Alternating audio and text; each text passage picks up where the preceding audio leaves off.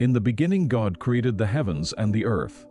Now the earth was formless and empty, darkness was over the surface of the deep, and the Spirit of God was hovering over the waters.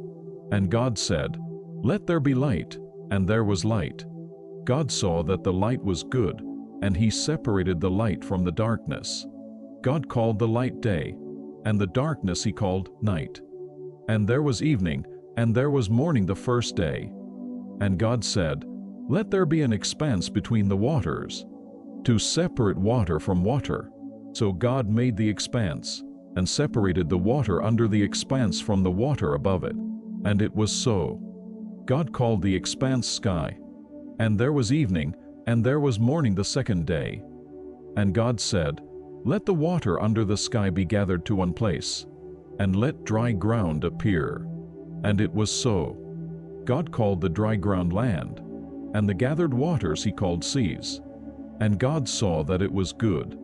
Then God said, "Let the land produce vegetation, seed-bearing plants and trees on the land that bear fruit with seed in it, according to their various kinds." And it was so. The land produced vegetation, plants bearing seed, according to their kinds, and trees bearing fruit with seed in it according to their kinds. And God saw that it was good. And there was evening, and there was morning the third day. And God said, "Let there be lights in the expanse of the sky to separate the day from the night. And let them serve as signs to mark seasons and days and years. And let them be lights in the expanse of the sky to give light on the earth." And it was so. God made two great lights, the greater light to govern the day, and the lesser light to govern the night. He also made the stars. God set them in the expanse of the sky to give light on the earth, to govern the day and the night, and to separate light from darkness. And God saw that it was good. And there was evening, and there was morning the fourth day. And God said, "Let the water teem with living creatures, and let birds fly above the earth, across the expanse of the sky." So God created the great creatures of the sea, and every living and moving thing with which the water teems, according to their kinds, and every winged bird according to its kind. And God saw that it was good. God blessed them and said, "Be fruitful and increase in number, and fill the water in the seas, and let the birds increase on the earth." And there was evening, and there was morning the fifth day. And God said, "Let the land produce living creatures, according to their kinds, livestock, creatures that move along the ground, and wild animals, each according to its kind." And it was so. God made the wild animals according to their kinds, the livestock according to their kinds, and all the creatures that move along the ground according to their kinds. And God saw that it was good. Then God said, "Let us make man in our image, in our likeness, and let them rule over the fish of the sea and the birds of the air, over the livestock, over all the earth, and over all the creatures that move along the ground." So God created man in His own image, in the image of God. He created him, male and female He created them. God blessed them and said to them, "Be fruitful and increase in number. Fill the earth and subdue it. Rule over the fish of the sea and the birds of the air, and over every living creature that moves on the ground." Then God said, "I give you every seed-bearing plant on the face of the whole earth, and every tree that has fruit with seed in it. They will be yours for food. And to all the beasts of the earth, and all the birds of the air, and all the creatures that move on the ground, everything that has the breath of life, in it I give every green plant for food." And it was so. God saw all that He had made, and it was very good. And there was evening, and there was morning the sixth day. Thus the heavens and the earth were completed in all their vast array. By the seventh day God had finished the work He had been doing, so on the seventh day He rested from all His work. And God blessed the seventh day and made it holy, because on it He rested from all the work of creating that He had done. This is the account of the heavens and the earth when they were created. When the Lord God made the earth and the heavens, and no shrub of the field had yet appeared on the earth, and no plant of the field had yet sprung up. For the Lord God had not sent rain on the earth, and there was no man to work the ground. but streams came up from the earth and watered the whole surface of the ground. The Lord God formed the man from the dust of the ground and breathed into his nostrils the breath of life, and the man became a living being. Now the Lord God had planted a garden in the east in Eden, and there he put the man he had formed. And the Lord God made all kinds of trees grow out of the ground, trees that were pleasing to the eye and good for food. In the middle of the garden were the tree of life and the tree of the knowledge of good and evil. A river watering the garden flowed from Eden from there. It was separated into 4 headwaters. The name of the first is the Pishon. It winds through the entire land of Havilah where there is gold. The gold of that land is good aromatic resin, and onyx are also there.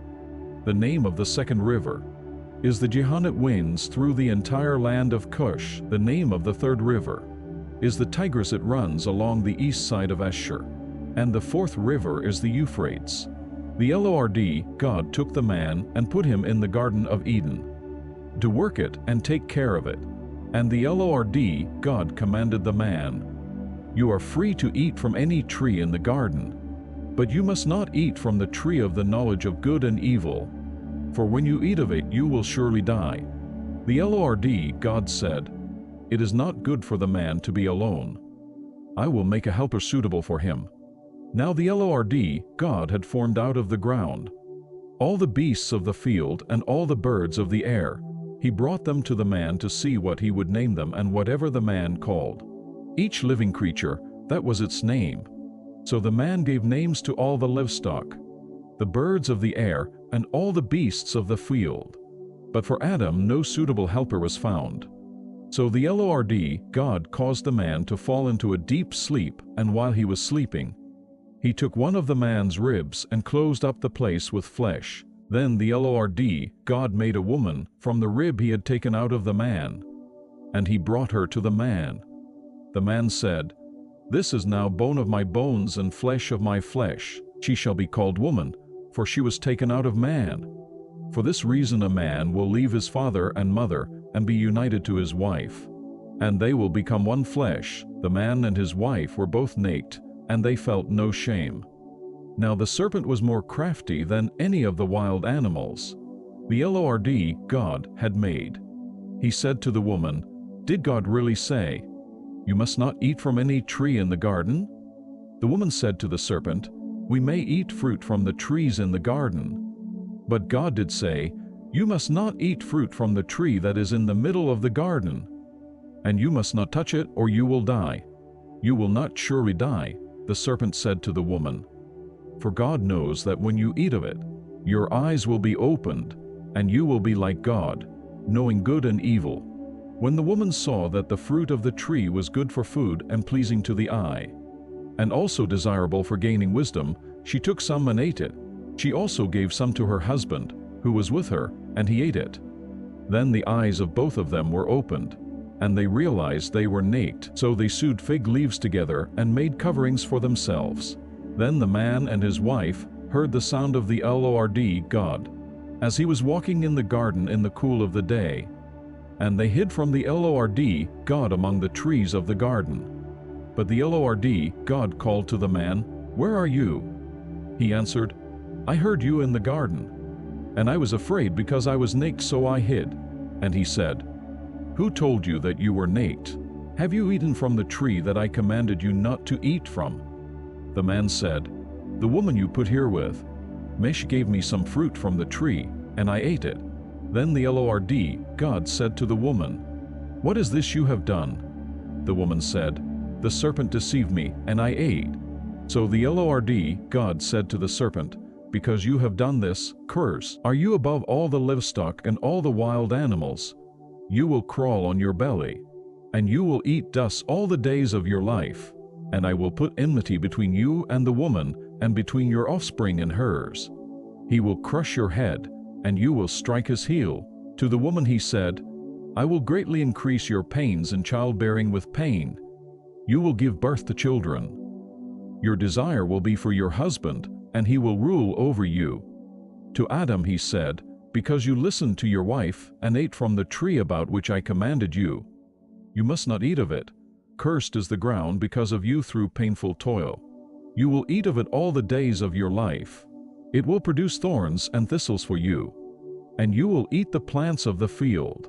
By the sweat of your brow you will eat your food until you return to the ground, since from it you were taken, for dust you are, and to dust you will return. Adam named his wife Eve, because she would become the mother of all the living. The Lord God made garments of skin for Adam and his wife and clothed them. And the Lord God said, "The man has now become like one of us, knowing good and evil. He must not be allowed to reach out his hand and take also from the tree of life and eat, and live forever." So the Lord God banished him from the Garden of Eden to work the ground, from which he had been taken. After he drove the man out, he placed on the east side of the Garden of Eden cherubim and a flaming sword, flashing back and forth to guard the way to the tree of life. Adam lay with his wife Eve, and she became pregnant and gave birth to Cain. She said, "With the help of the Lord, I have brought forth a man." Later she gave birth to his brother Abel. Now Abel kept flocks, and Cain worked the soil. In the course of time Cain brought some of the fruits of the soil as an offering to the Lord, but Abel brought fat portions from some of the firstborn of his flock. The Lord looked with favor on Abel and his offering, but on Cain and his offering he did not look with favor. So Cain was very angry, and his face was downcast. Then the Lord said to Cain, "Why are you angry? Why is your face downcast? If you do what is right, will you not be accepted? But if you do not do what is right, sin is crouching at your door. It desires to have you, but you must master it." Now Cain said to his brother Abel, "Let's go out to the field." And while they were in the field, Cain attacked his brother Abel and killed him. Then the Lord said to Cain, "Where is your brother Abel?" "I don't know," he replied. "Am I my brother's keeper?" The Lord said, "What have you done? Listen. Your brother's blood cries out to me from the ground. Now you are under a curse and driven from the ground, which opened its mouth to receive your brother's blood from your hand. When you work the ground, it will no longer yield its crops for you. You will be a restless wanderer on the earth." Cain said to the Lord, "My punishment is more than I can bear. Today you are driving me from the land, and I will be hidden from your presence. I will be a restless wanderer on the earth, and whoever finds me will kill me." But the Lord said to him, "Not so if anyone kills Cain. He will suffer vengeance 7 times over." Then the Lord put a mark on Cain so that no one who found him would kill him. So Cain went out from the Lord's presence and lived in the land of Nod, east of Eden. Cain lay with his wife, and she became pregnant and gave birth to Enoch. Cain was then building a city, and he named it after his son Enoch. To Enoch was born Irad, and Irad was the father of Mehujael, and Mehujael was the father of Methushel, and Methushel was the father of Lamech. Lamech married 2 women, one named Ada, and the other Zillah. Ada gave birth to Jabal. He was the father of those who live in tents and raise livestock. His brother's name was Jubal. He was the father of all who play the harp and flute. Zillah also had a son, Tubalkin, who forged all kinds of tools out of bronze and iron. Tubalkin's sister was Naamah. Lamech said to his wives, Ada and Zillah, "Listen to me, wives of Lamech, hear my words. I have killed a man for wounding me, a young man for injuring me. If Cain is avenged 7 times, then Lamech 77 times. Adam lay with his wife again, and she gave birth to a son and named him Seth, saying, God has granted me another child in place of Abel, since Cain killed him. Seth also had a son, and he named him Enosh. At that time men began to call on the name of the Lord. This is the written account of Adam's line. When God created man, he made him in the likeness of God. He created them male and female and blessed them. And when they were created, he called them man. When Adam had lived 130 years, he had a son in his own likeness, in his own image, and he named him Seth. After Seth was born, Adam lived 800 years and had other sons and daughters. Altogether, Adam lived 930 years, and then he died. When Seth had lived 105 years, he became the father of Enosh. And after he became the father of Enosh, Seth lived 807 years and had other sons and daughters. Altogether, Seth lived 912 years, and then he died. When Enosh had lived 90 years, he became the father of Canaan. And after he became the father of Canaan, Enosh lived 815 years and had other sons and daughters. Altogether, Enosh lived 905 years, and then he died. When Canaan had lived 70 years, he became the father of Mahalalel. And after he became the father of Mahalalel, Canaan lived 840 years and had other sons and daughters. Altogether, Canaan lived 910 years, and then he died. When Mahalalel had lived 65 years, he became the father of Jared. And after he became the father of Jared, Mahalalel lived 830 years and had other sons and daughters. Altogether, Mahalalel lived 895 years, and then he died. When Jared had lived 162 years, he became the father of Enoch. And after he became the father of Enoch, Jared lived 800 years and had other sons and daughters. Altogether, Jared lived 962 years, and then he died. When Enoch had lived 65 years, he became the father of Methuselah. And after he became the father of Methuselah, Enoch walked with God 300 years and had other sons and daughters. Altogether, Enoch lived 365 years. Enoch walked with God, then he was no more, because God took him away. When Methuselah had lived 187 years, he became the father of Lamech. And after he became the father of Lamech, Methuselah lived 782 years and had other sons and daughters.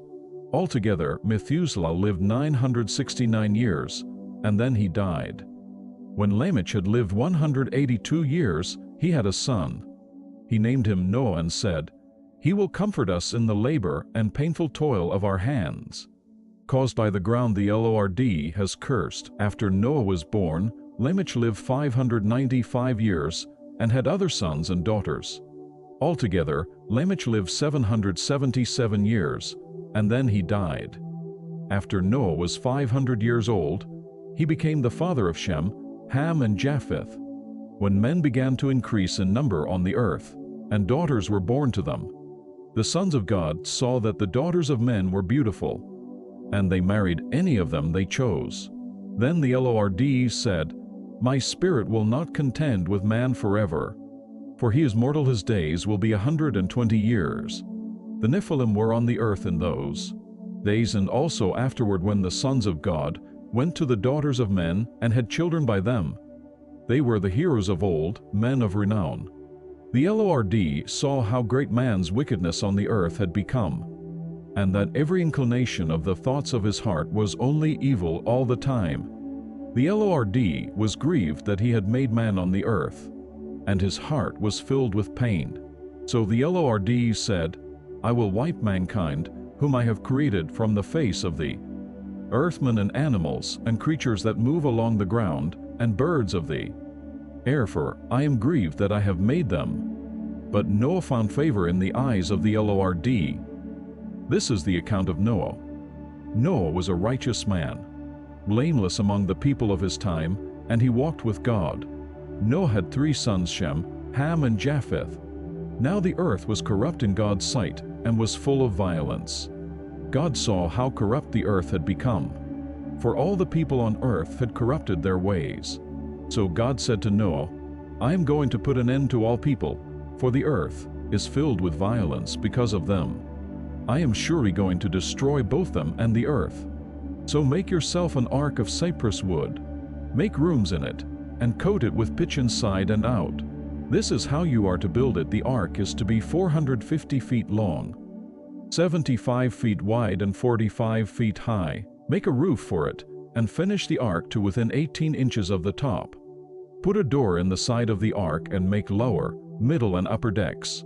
I am going to bring floodwaters on the earth to destroy all life under the heavens. Every creature that has the breath of life in it, everything on earth will perish.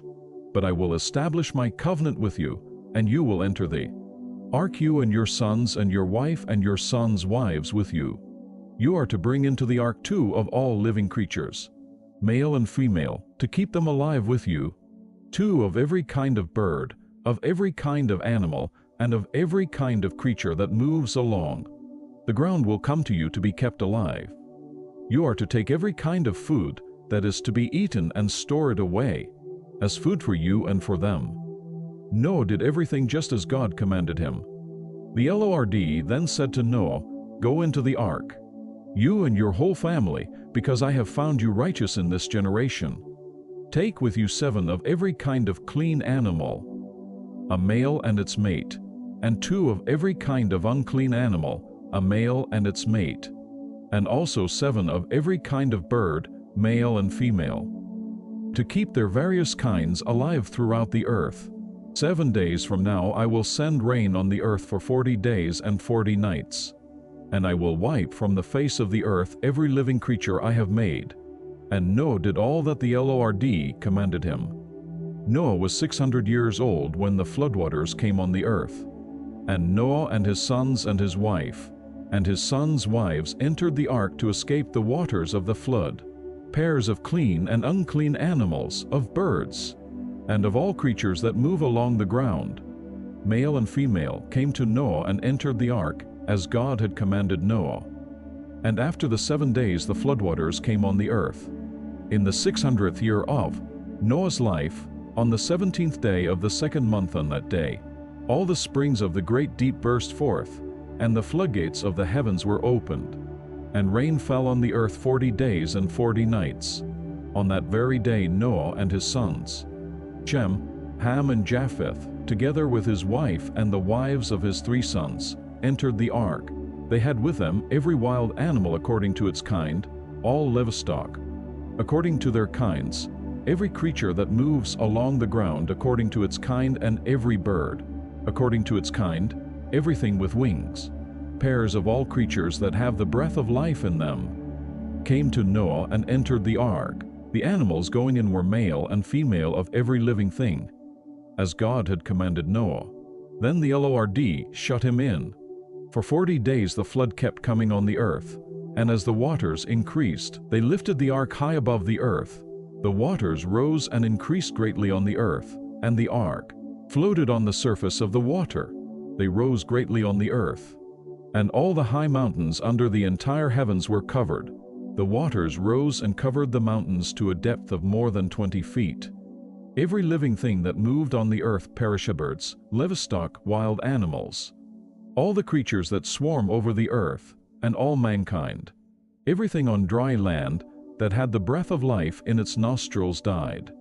Every living thing on the face of the earth was wiped out, men and animals and the creatures that move along the ground, and the birds of the air were wiped from the earth. Only Noah was left, and those with him in the ark. The waters flooded the earth for 150 days. But God remembered Noah and all the wild animals and the livestock that were with him in the ark.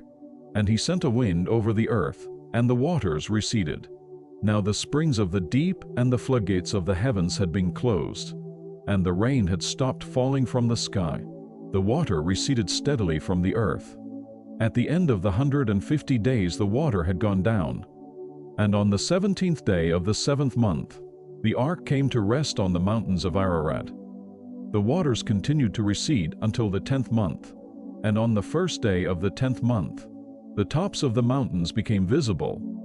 After 40 days Noah opened the window he had made in the ark, and sent out a raven, and it kept flying back and forth, until the water had dried up from the earth. Then he sent out a dove to see if the water had receded from the surface of the ground. But the dove could find no place to set its feet, because there was water over all the surface of the earth. So it returned to Noah in the ark. He reached out his hand and took the dove, and brought it back to himself in the ark. He waited 7 more days and again sent out the dove from the ark. When the dove returned to him in the evening, there in its beak was a freshly plucked olive leaf. Then Noah knew that the water had receded from the earth. He waited 7 more days and sent the dove out again, but this time it did not return to him. by the first day of the first month of Noah's 601st year. The water had dried up from the earth. Noah then removed the covering from the ark, and saw that the surface of the ground was dry. By the 27th day of the second month the earth was completely dry. Then God said to Noah, "Come out of the ark, you and your wife and your sons and their wives. Bring out every kind of living creature that is with you, the birds, the animals, and all the creatures that move along the ground, so they can multiply on the earth, and be fruitful and increase in number upon it." So Noah came out, together with his sons and his wife and his sons' wives, all the animals and all the creatures that move along the ground, and all the birds. Everything that moves on the earth came out of the ark, one kind after another. Then Noah built an altar to the Lord, and, taking some of all the clean animals and clean birds, he sacrificed burnt offerings on it. The Lord smelled the pleasing aroma and said in his heart, "Never again will I curse the ground because of man, even though every inclination of his heart is evil from childhood. And never again will I destroy all living creatures as I have done. As long as the earth endures, seedtime and harvest, cold and heat, summer and winter, day and night will never cease." Then God blessed Noah and his sons, saying to them, "Be fruitful and increase in number, and fill the earth. The fear and dread of you will fall upon all the beasts of the earth, and all the birds of the air, upon every creature that moves along the ground, and upon all the fish of the sea. They are given into your hands. Everything that lives and moves will be food for you. Just as I gave you the green plants, I now give you everything. But you must not eat meat that has its lifeblood still in it. And for your lifeblood I will surely demand an accounting. I will demand an accounting from every animal, and from each man too. I will demand an accounting for the life of his fellow man. Whoever sheds the blood of man, by man shall his blood be shed, for in the image of God has God made man. As for you, be fruitful and increase in number. Multiply on the earth and increase upon it." Then God said to Noah and to his sons with him, "I now establish my covenant with you and with your descendants after you, and with every living creature that was with you, the birds, the livestock, and all the wild animals, all those that came out of the ark with you, every living creature on earth. I establish my covenant with you. Never again will all life be cut off by the waters of a flood. Never again will there be a flood to destroy the earth." And God said, "This is the sign of the covenant I am making between me and you and every living creature with you, a covenant for all generations to come. I have set my rainbow in the clouds, and it will be the sign of the covenant between me and the earth. Whenever I bring clouds over the earth, and the rainbow appears in the clouds, I will remember my covenant between me and you, and all living creatures of every kind. Never again will the waters become a flood to destroy all life.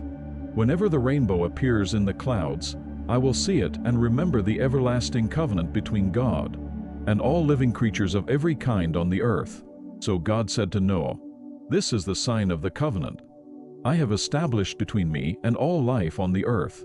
The sons of Noah who came out of the ark were Shem, Ham, and Japheth. Ham was the father of Canaan. These were the three sons of Noah, and from them came the people who were scattered over the earth. Noah, a man of the soil, proceeded to plant a vineyard. When he drank some of its wine, he became drunk and lay uncovered inside his tent.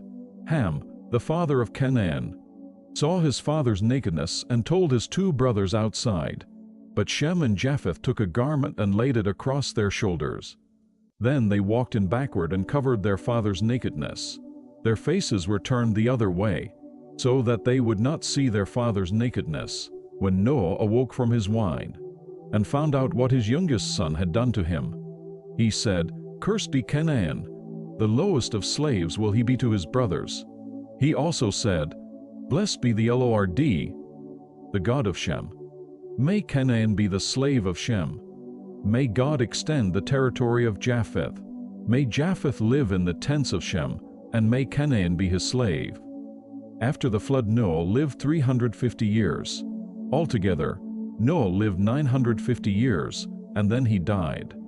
This is the account of Shem, Ham and Japheth, Noah's sons, who themselves had sons after the flood. The sons of Japheth: Gomer, Magog, Madai, Javan, Tubal, Meshech, and Tiras. The sons of Gomer: Ashkenaz, Riphath, and Togarmah. The sons of Javan: Elisha, Tarshish, the Kittim, and the Rodanim. From these the maritime peoples spread out into their territories by their clans within their nations, each with its own language. The sons of Ham: Cush, Mizraim, Put, and Canaan. The sons of Cush: Seba, Havilah, Sabta, Ramah, and Sabteka. The sons of Ramah: Sheba and Dedan. Cush was the father of Nimrod, who grew to be a mighty warrior on the earth. He was a mighty hunter before the Lord, that is why it is said, like Nimrod, a mighty hunter before the Lord. The first centers of his kingdom were Babylon, Erech, Akkad, and Calneh in Shinar. From that land he went to Assyria, where he built Nineveh, Rehoboth or Calah, and Rezin, which is between Nineveh and Calah, that is the great city. Mizraim was the father of the Ludites, Anamites, Lehabites, Naphtuhites, Pathruzites, Tasluhites, from whom the Philistines came, and Caphtorites. Canaan was the father of Sidon his firstborn, and of the Hittites, Jebusites, Amorites, Girgashites, Hivites, Archites, Sinites, Arvadites, Zemarites, and Hamathites. Later the Canaanite clans scattered, and the borders of Canaan reached from Sidon toward Gerar as far as Gaza, and then toward Sodom, Gomorrah, Admah, and Zeboim, as far as Lash. These are the sons of Ham by their clans and languages in their territories and nations. Sons were also born to Shem, whose older brother was Japheth. Shem was the ancestor of all the sons of Eber. The sons of Shem: Elam, Ashur, Arphaxad, Lud, and Aram. The sons of Aram: Uz, Hul, Gether, and Meshech. Arphaxad was the father of Shelah, and Shelah the father of Eber. Two sons were born to Eber. One was named Peleg, because in his time the earth was divided. His brother was named Joktan. Joktan was the father of Almodad, Sheleph, Hazarmaveth, Jurah, Hadoram, Uzal, Diklah, Obal, Abimael, Sheba, Ophir, Havilah, and Jobab. All these were sons of Joktan. The region where they lived stretched from Mesha toward Sephar, in the eastern hill country. These are the sons of Shem by their clans and languages in their territories and nations. These are the clans of Noah's sons, according to their lines of descent within their nations. From these the nations spread out over the earth after the flood. Now the whole world had one language and a common speech. As men moved eastward, they found a plain in Shinar and settled there. They said to each other, "Come, let's make bricks and bake them thoroughly." They used brick instead of stone, and tar for mortar. Then they said, "Come, let us build ourselves a city, with a tower that reaches to the heavens, so that we may make a name for ourselves, and not be scattered over the face of the whole earth." But the Lord came down to see the city and the tower that the men were building. The Lord said, "If as one people speaking the same language they have begun to do this, then nothing they plan to do will be impossible for them. Come, let us go down and confuse their language, so they will not understand each other." So the Lord scattered them from there over all the earth, and they stopped building the city. That is why it was called Babel, because there the Lord confused the language of the whole world. From there the Lord scattered them over the face of the whole earth. This is the account of Shem. 2 years after the flood, when Shem was 100 years old, he became the father of Arphaxad, and after he became the father of Arphaxad, Shem lived 500 years and had other sons and daughters. When Arphaxad had lived 35 years, he became the father of Shelah. And after he became the father of Shelah, Arphaxad lived 403 years and had other sons and daughters. When Shelah had lived 30 years, he became the father of Eber. And after he became the father of Eber, Shelah lived 403 years and had other sons and daughters. When Eber had lived 34 years, he became the father of Peleg. And after he became the father of Peleg, Eber lived 430 years and had other sons and daughters.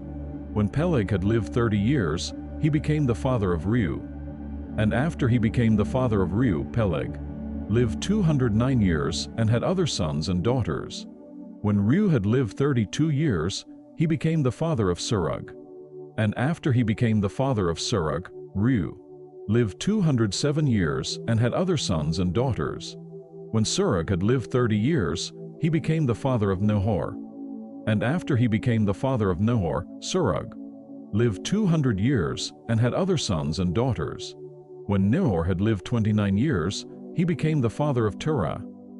And after he became the father of Terah, Nahor lived 119 years and had other sons and daughters. After Terah had lived 70 years, he became the father of Abram, Nahor, and Haran. This is the account of Terah. Terah became the father of Abram, Nahor, and Haran. And Haran became the father of Lot, while his father Terah was still alive. Haran died in Ur of the Chaldeans, in the land of his birth. Abram and Nahor both married. The name of Abram's wife was Sarai, and the name of Nahor's wife was Milcah. She was the daughter of Haran, the father of both Milcah and Iscah. Now Sarai was barren, she had no children. Terah took his son Abram, his grandson Lot son of Haran, and his daughter-in-law Sarai, the wife of his son Abram, and together they set out from Ur of the Chaldeans to go to Canaan. But when they came to Haran, they settled there. Terah lived 205 years, and he died in Haran. The Lord had said to Abram, "Leave your country, your people and your father's household, and go to the land I will show you. I will make you into a great nation, and I will bless you. I will make your name great, and you will be a blessing. I will bless those who bless you, and whoever curses you, I will curse, and all peoples on earth will be blessed through you." So Abram left, as the Lord had told him, and Lot went with him. Abram was 75 years old when he set out from Haran. He took his wife Sarai, his nephew Lot, all the possessions they had accumulated, and the people they had acquired in Haran, and they set out for the land of Canaan, and they arrived there. Abram traveled through the land as far as the site of the great tree of Moreh at Shechem. At that time the Canaanites were in the land. The Lord appeared to Abram and said, "To your offspring I will give this land."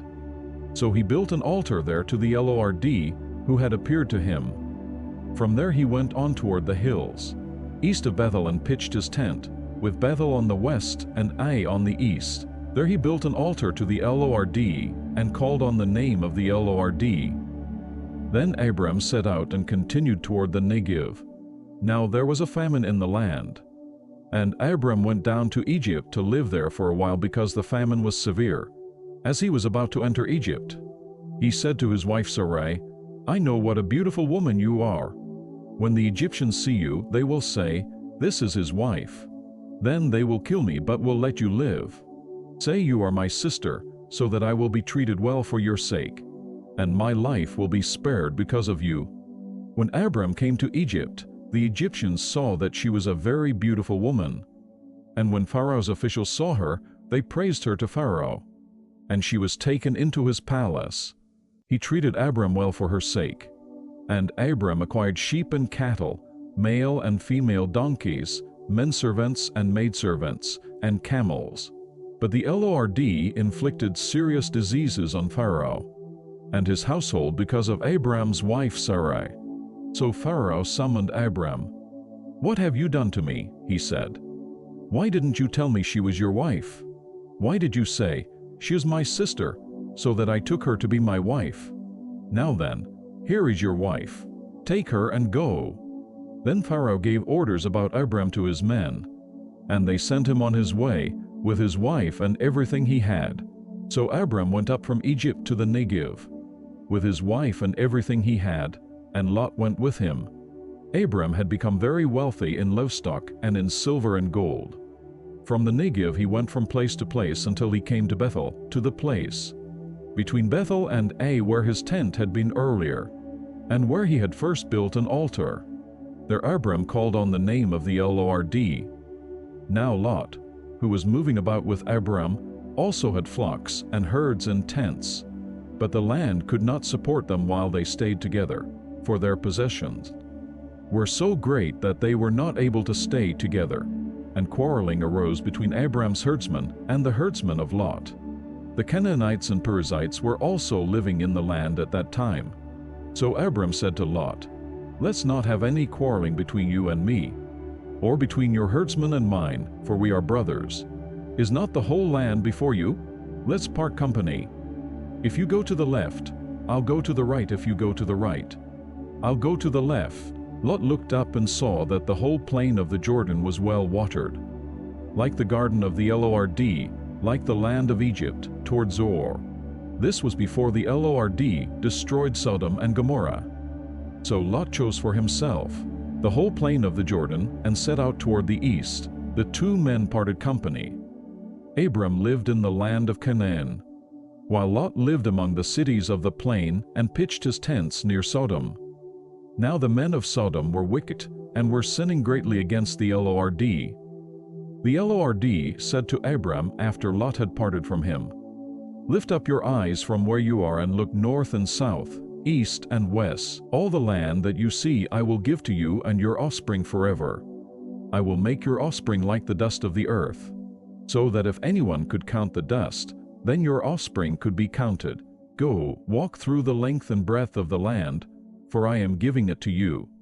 So Abram moved his tents and went to live near the great trees of Mamre at Hebron, where he built an altar to the Lord. At this time Amraphel king of Shinar, Arioch king of Elasar, Kedorlaomer king of Elam, and Tidal king of Goyim went to war against Bera king of Sodom, Bersha king of Gomorrah, Shinab king of Admah, Shemer king of Zeboim, and the king of Bela, that is, Zor. All these latter kings joined forces in the valley of Siddim the Salt Sea. For 12 years they had been subject to Kedorlaomer. But in the 13th year they rebelled. In the 14th year, Kedorlaomer and the kings allied with him went out and defeated the Riphates in Ashtaroth Karnaim, the Zuzites in Ham, the Emites in Shev Kiriathaim, and the Horites in the hill country of Seir, as far as El-Paran near the desert. Then they turned back and went to En-Mishpat, that is, Kadesh, and they conquered the whole territory of the Amalekites, as well as the Amorites who were living in Hazazon Tamar. Then the king of Sodom, the king of Gomorrah, the king of Admah, the king of Zeboim, and the king of Bela, that is, Zor, marched out and drew up their battle lines in the valley of Siddim, against Kedorlaomer king of Elam, Tidal king of Goyim, Amraphel king of Shinar, and Arioch king of Elasar, 4 kings against 5. Now the valley of Siddim was full of tar pits, and when the kings of Sodom and Gomorrah fled, some of the men fell into them, and the rest fled to the hills. The 4 kings seized all the goods of Sodom and Gomorrah, and all their food. Then they went away. They also carried off Abram's nephew Lot, and his possessions, since he was living in Sodom. One who had escaped came and reported this to Abram the Hebrew. Now Abram was living near the great trees of Mamre the Amorite, a brother of Eshcol and Aner, all of whom were allied with Abram. When Abram heard that his relative had been taken captive, he called out the 318 trained men born in his household and went in pursuit as far as Dan. During the night Abram divided his men to attack them, and he routed them, pursuing them as far as Hobah, north of Damascus. He recovered all the goods and brought back his relative Lot and his possessions, together with the women and the other people, after Abram returned from defeating Kedorlaomer and the kings allied with him. The king of Sodom came out to meet him in the valley of Shave, that is, the king's valley. Then Melchizedek king of Salem brought out bread and wine. He was priest of God Most High, and he blessed Abram, saying, "Blessed be Abram by God Most High, creator of heaven and earth, and blessed be God Most High, who delivered your enemies into your hand." Then Abram gave him 1/10 of everything.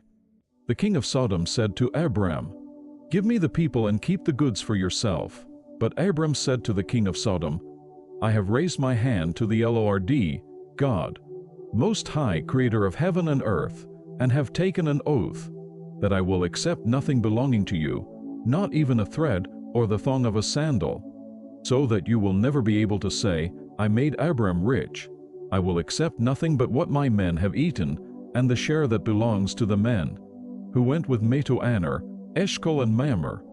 Let them have their share. After this, the word of the Lord came to Abram in a vision. Do not be afraid, Abram. I am your shield, your very great reward. But Abram said, O sovereign Lord, what can you give me since I remain childless? And the one who will inherit my estate is Eliezer of Damascus. And Abram said, You have given me no children. So a servant in my household will be my heir. Then the word of the Lord came to him, This man will not be your heir, but a son coming from your own body will be your heir. He took him outside and said, Look up at the heavens and count the stars if indeed you can count them. Then he said to him, So shall your offspring be. Abram believed the Lord, and he credited it to him as righteousness. He also said to him, I am the Lord, who brought you out of Ur of the Chaldeans, to give you this land to take possession of it. But Abram said, O sovereign Lord, how can I know that I will gain possession of it? So the Lord said to him, Bring me a heifer, a goat and a ram, each 3 years old, along with a dove and a young pigeon. Abram brought all these to him, cut them in two and arranged the halves opposite each other, the birds. However, he did not cut in half. Then birds of prey came down on the carcasses, but Abram drove them away. As the sun was setting, Abram fell into a deep sleep, and a thick and dreadful darkness came over him. Then the Lord said to him, Know for certain that your descendants will be strangers in a country not their own, and they will be enslaved and mistreated 400 years. But I will punish the nation they serve as slaves, and afterward they will come out with great possessions. You, however, will go to your fathers in peace and be buried at a good old age. In the 4th generation your descendants will come back here, for the sin of the Amorites has not yet reached its full measure. When the sun had set and darkness had fallen, a smoking firepot with a blazing torch appeared and passed between the pieces. On that day the Lord made a covenant with Abram and said, To your descendants I give this land from the river of Egypt to the great river, the Euphrates, the land of the Kenites, Kenizzites, Cadmonites, Hittites, Perizzites, Rephaites, Amorites, Canaanites, Girgashites, and Jebusites. Now Sarai, Abram's wife, had borne him no children, but she had an Egyptian maidservant named Hagar. So she said to Abram, The Lord has kept me from having children. Go, sleep with my maidservant, perhaps I can build a family through her. Abram agreed to what Sarai said. So after Abram had been living in Canaan 10 years, Sarai, his wife, took her Egyptian maidservant Hagar and gave her to her husband to be his wife. He slept with Hagar, and she conceived. When she knew she was pregnant, she began to despise her mistress. Then Sarai said to Abram, You are responsible for the wrong I am suffering. I put my servant in your arms, and now that she knows she is pregnant, she despises me. May the Lord judge between you and me. Your servant is in your hands, Abram said. Do with her whatever you think best. Then Sarai mistreated Hagar, so she fled from her. The angel of the Lord found Hagar near a spring in the desert. It was the spring that is beside the road to Shur. And he said, Hagar, servant of Sarai, where have you come from? And where are you going? I'm running away from my mistress Sarai, she answered. Then the angel of the Lord told her, Go back to your mistress and submit to her. The angel added, I will so increase your descendants that they will be too numerous to count. The angel of the Lord also said to her, You are now with child, and you will have a son. You shall name him Ishmael, for the Lord has heard of your misery. He will be a wild donkey of a man, his hand will be against everyone, and everyone's hand against him. And he will live in hostility toward all his brothers. She gave this name to the Lord, who spoke to her, You are the God who sees me, for, she said, I have now seen the one who sees me. That is why the well was called Beer. Lahai Roi, it is still there, between Kadesh and Bered. So Hagar bore Abram a son, and Abram gave the name Ishmael to the son she had born. Abram was 86 years old when Hagar bore him Ishmael. When Abram was 99 years old, the Lord appeared to him and said, I am God Almighty, walk before me and be blameless. I will confirm my covenant between me and you, and will greatly increase your numbers.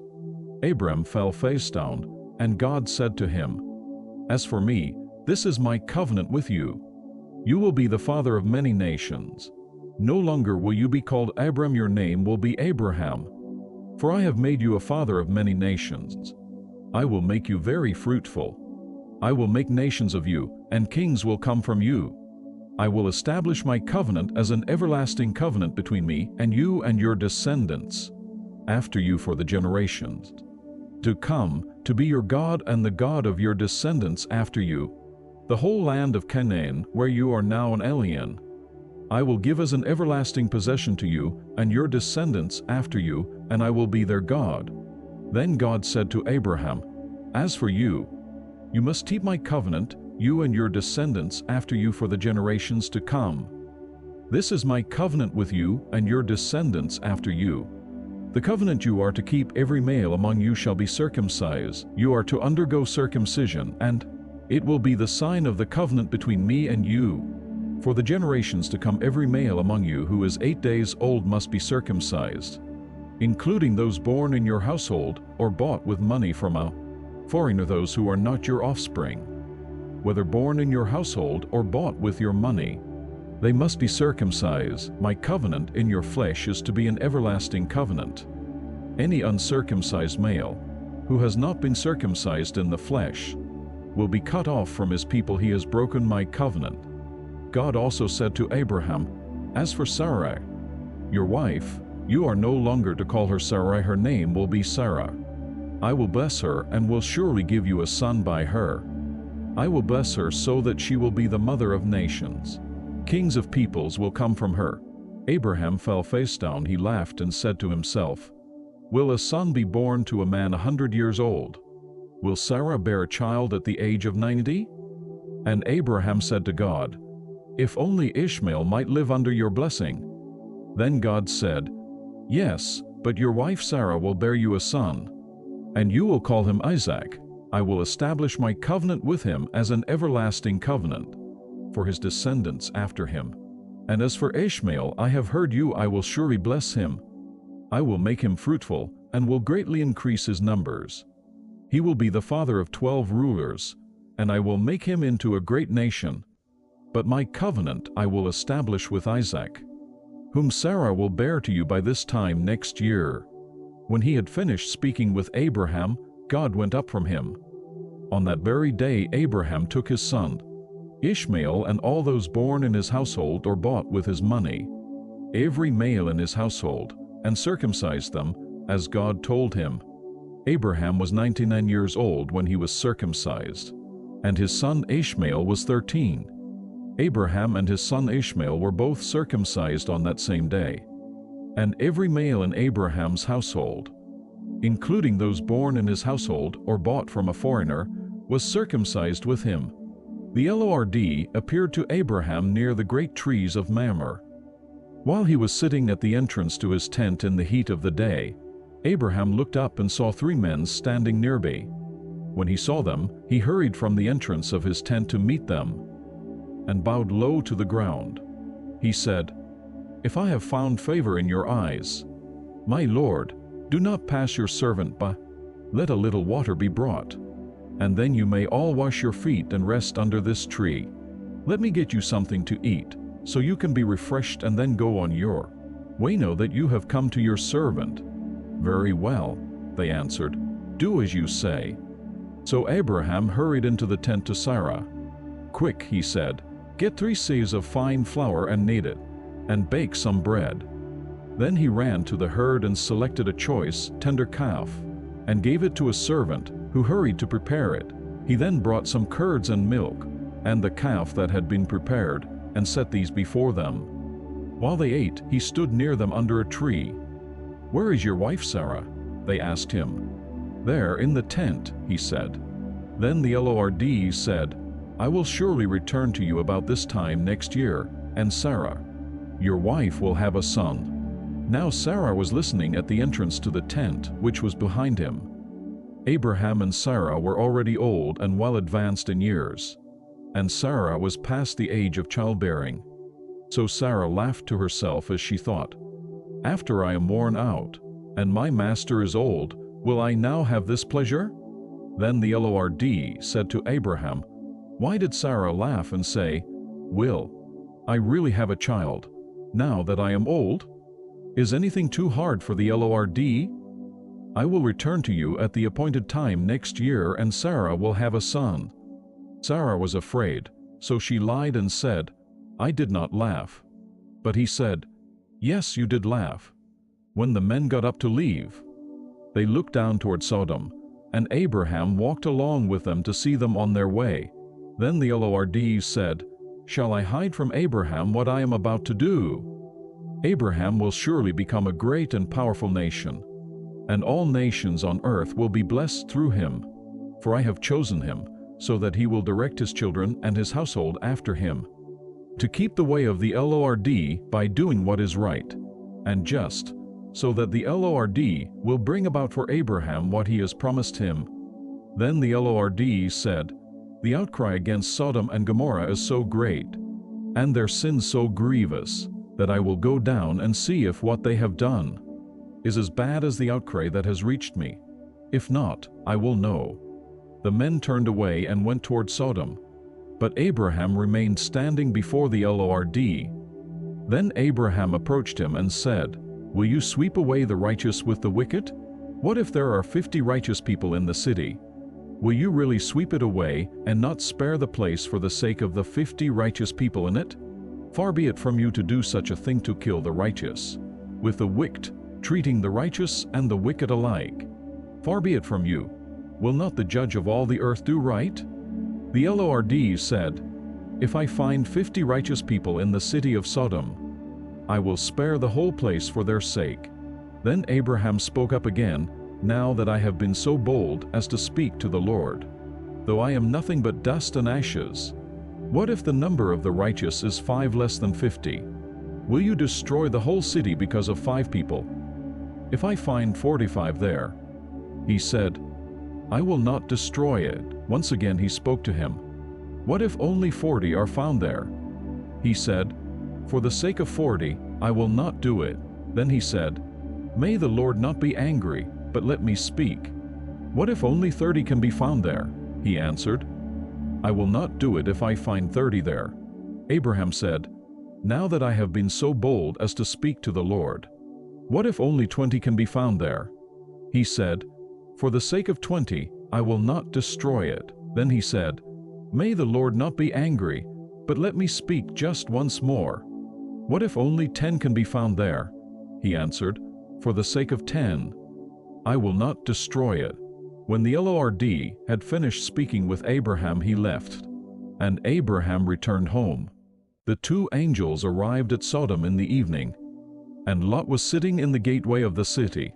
When he saw them, he got up to meet them, and bowed down with his face to the ground. "My lords," he said, "please turn aside to your servant's house. You can wash your feet and spend the night, and then go on your way early in the morning." "No," they answered, "we will spend the night in the square." But he insisted so strongly that they did go with him and entered his house. He prepared a meal for them, baking bread without yeast, and they ate. Before they had gone to bed, all the men from every part of the city of Sodom, both young and old, surrounded the house. They called to Lot, "Where are the men who came to you tonight? Bring them out to us so that we can have sex with them." Lot went outside to meet them and shut the door behind him, and said, "No, my friends, don't do this wicked thing. Look, I have 2 daughters who have never slept with a man. Let me bring them out to you, and you can do what you like with them. But don't do anything to these men, for they have come under the protection of my roof." "Get out of our way," they replied. And they said, "This fellow came here as an alien, and now he wants to play the judge. We'll treat you worse than them." They kept bringing pressure on Lot and moved forward to break down the door. But the men inside reached out and pulled Lot back into the house and shut the door. Then they struck the men who were at the door of the house, young and old, with blindness, so that they could not find the door. The two men said to Lot, "Do you have anyone else, heirs-in-law, sons or daughters, or anyone else in the city who belongs to you? Get them out of here, because we are going to destroy this place." The outcry to the Lord against its people is so great that he has sent us to destroy it. So Lot went out and spoke to his sons-in-law, who were pledged to marry his daughters. He said, "Hurry and get out of this place, because the Lord is about to destroy the city." But his sons-in-law thought he was joking.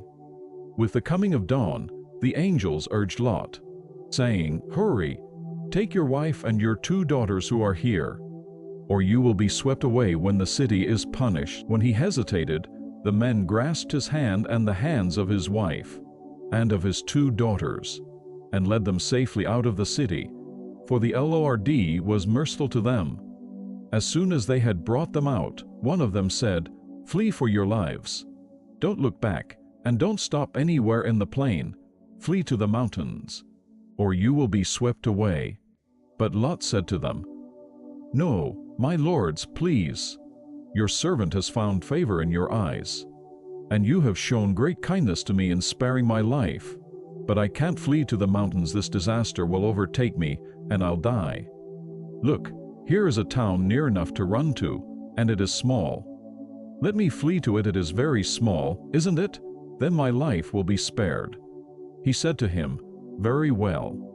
I will grant this request too. I will not overthrow the town you speak of, but flee there quickly, because I cannot do anything until you reach it." That is why the town was called Zor.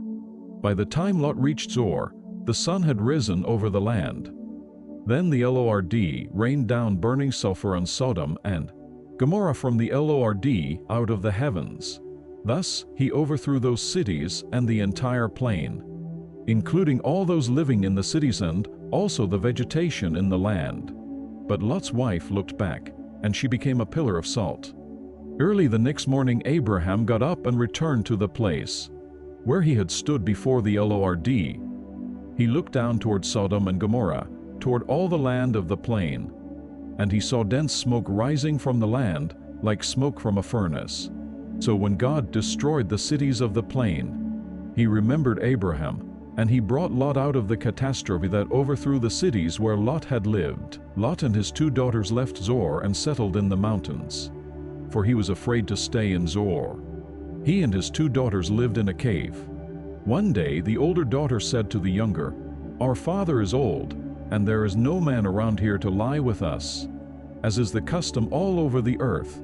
Let's get our father to drink wine, and then lie with him and preserve our family line through our father." That night they got their father to drink wine, and the older daughter went in and lay with him. He was not aware of it when she lay down or when she got up. The next day the older daughter said to the younger, "Last night I lay with my father. Let's get him to drink wine again tonight, and you go in and lie with him, so we can preserve our family line through our father." So they got their father to drink wine that night also, and the younger daughter went and lay with him. Again he was not aware of it when she lay down or when she got up. So both of Lot's daughters became pregnant by their father. The older daughter had a son, and she named him Moab. He is the father of the Moabites of today. The younger daughter also had a son, and she named him Ben-Ammi. He is the father of the Ammonites of today. Now Abraham moved on from there into the region of the Negev, and lived between Kadesh and Shur. For a while he stayed in Gerar. And there Abraham said of his wife Sarah, "She is my sister." Then Abimelech king of Gerar sent for Sarah and took her. But God came to Abimelech in a dream one night and said to him, "You are as good as dead because of the woman you have taken. She is a married woman." Now Abimelech had not gone near her, so he said, "Lord, will you destroy an innocent nation?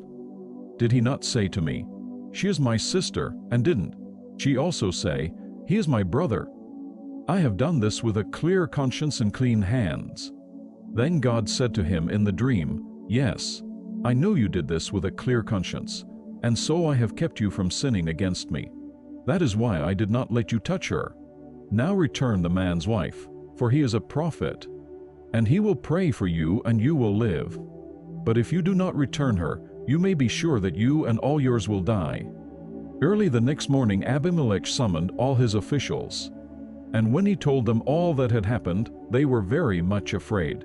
Then Abimelech called Abraham in and said, "What have you done to us? How have I wronged you that you have brought such great guilt upon me and my kingdom? You have done things to me that should not be done." And Abimelech asked Abraham, "What was your reason for doing this?" Abraham replied, "I said to myself, there is surely no fear of God in this place, and they will kill me because of my wife. Besides, she really is my sister, the daughter of my father, though not of my mother, and she became my wife. And when God had me wander from my father's household, I said to her, 'This is how you can show your love to me everywhere we go, say of me, he is my brother.'" Then Abimelech brought sheep and cattle and male and female slaves and gave them to Abraham. And he returned Sarah his wife to him. And Abimelech said, "My land is before you, live wherever you like." To Sarah he said, "I am giving your brother 1,000 shekels of silver. This is to cover the offense against you. Before all who are with you, you are completely vindicated." Then Abraham prayed to God, and God healed Abimelech, his wife and his slave girls, so they could have children again. For the Lord had closed up every womb in Abimelech's household, because of Abraham's wife Sarah. Now the Lord was gracious to Sarah, as he had said, and the Lord did for Sarah what he had promised. Sarah became pregnant and bore a son to Abraham in his old age, at the very time God had promised him. Abraham gave the name Isaac to the son Sarah bore him. When his son Isaac was 8 days old, Abraham circumcised him, as God commanded him.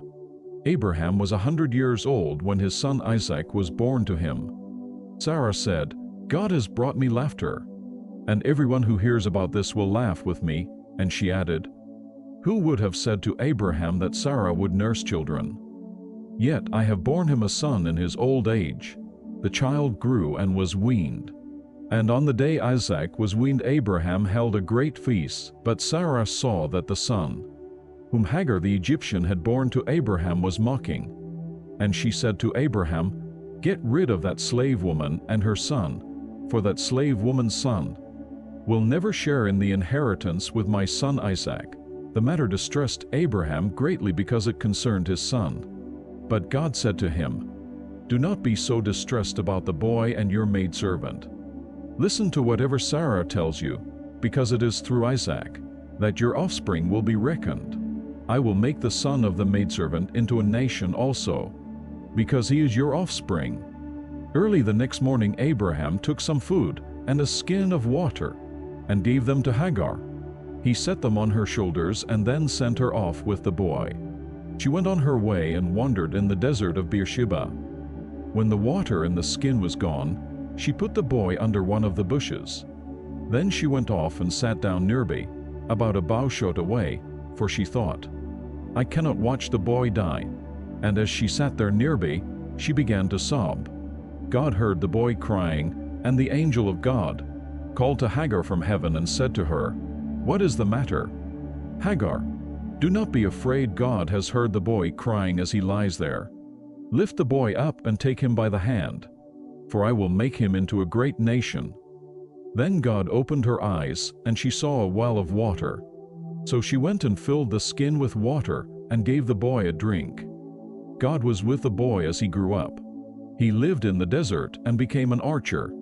While he was living in the desert of Paran, his mother got a wife for him from Egypt. At that time Abimelech and Phicol, the commander of his forces, said to Abraham, "God is with you in everything you do.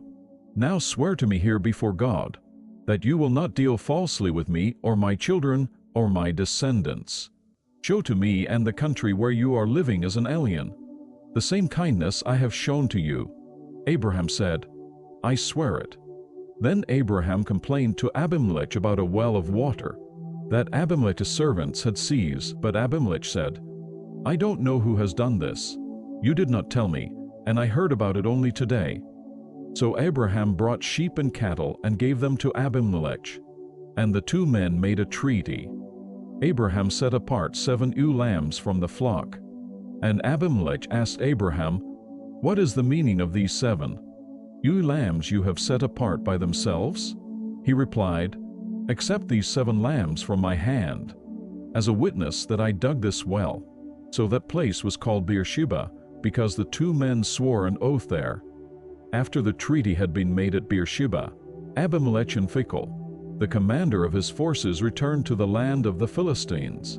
Abraham planted a tamarisk tree in Beersheba, and there he called upon the name of the Lord, the eternal God. And Abraham stayed in the land of the Philistines for a long time. Some time later God tested Abraham. He said to him, "Abraham." "Here I am," he replied. Then God said, "Take your son, your only son, Isaac, whom you love, and go to the region of Moriah.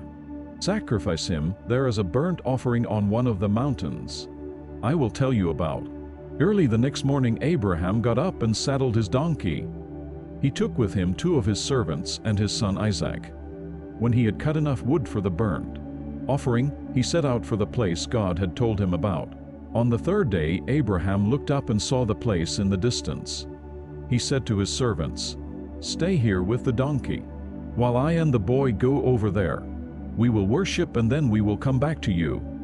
Abraham took the wood for the burnt offering and placed it on his son Isaac, and he himself carried the fire and the knife.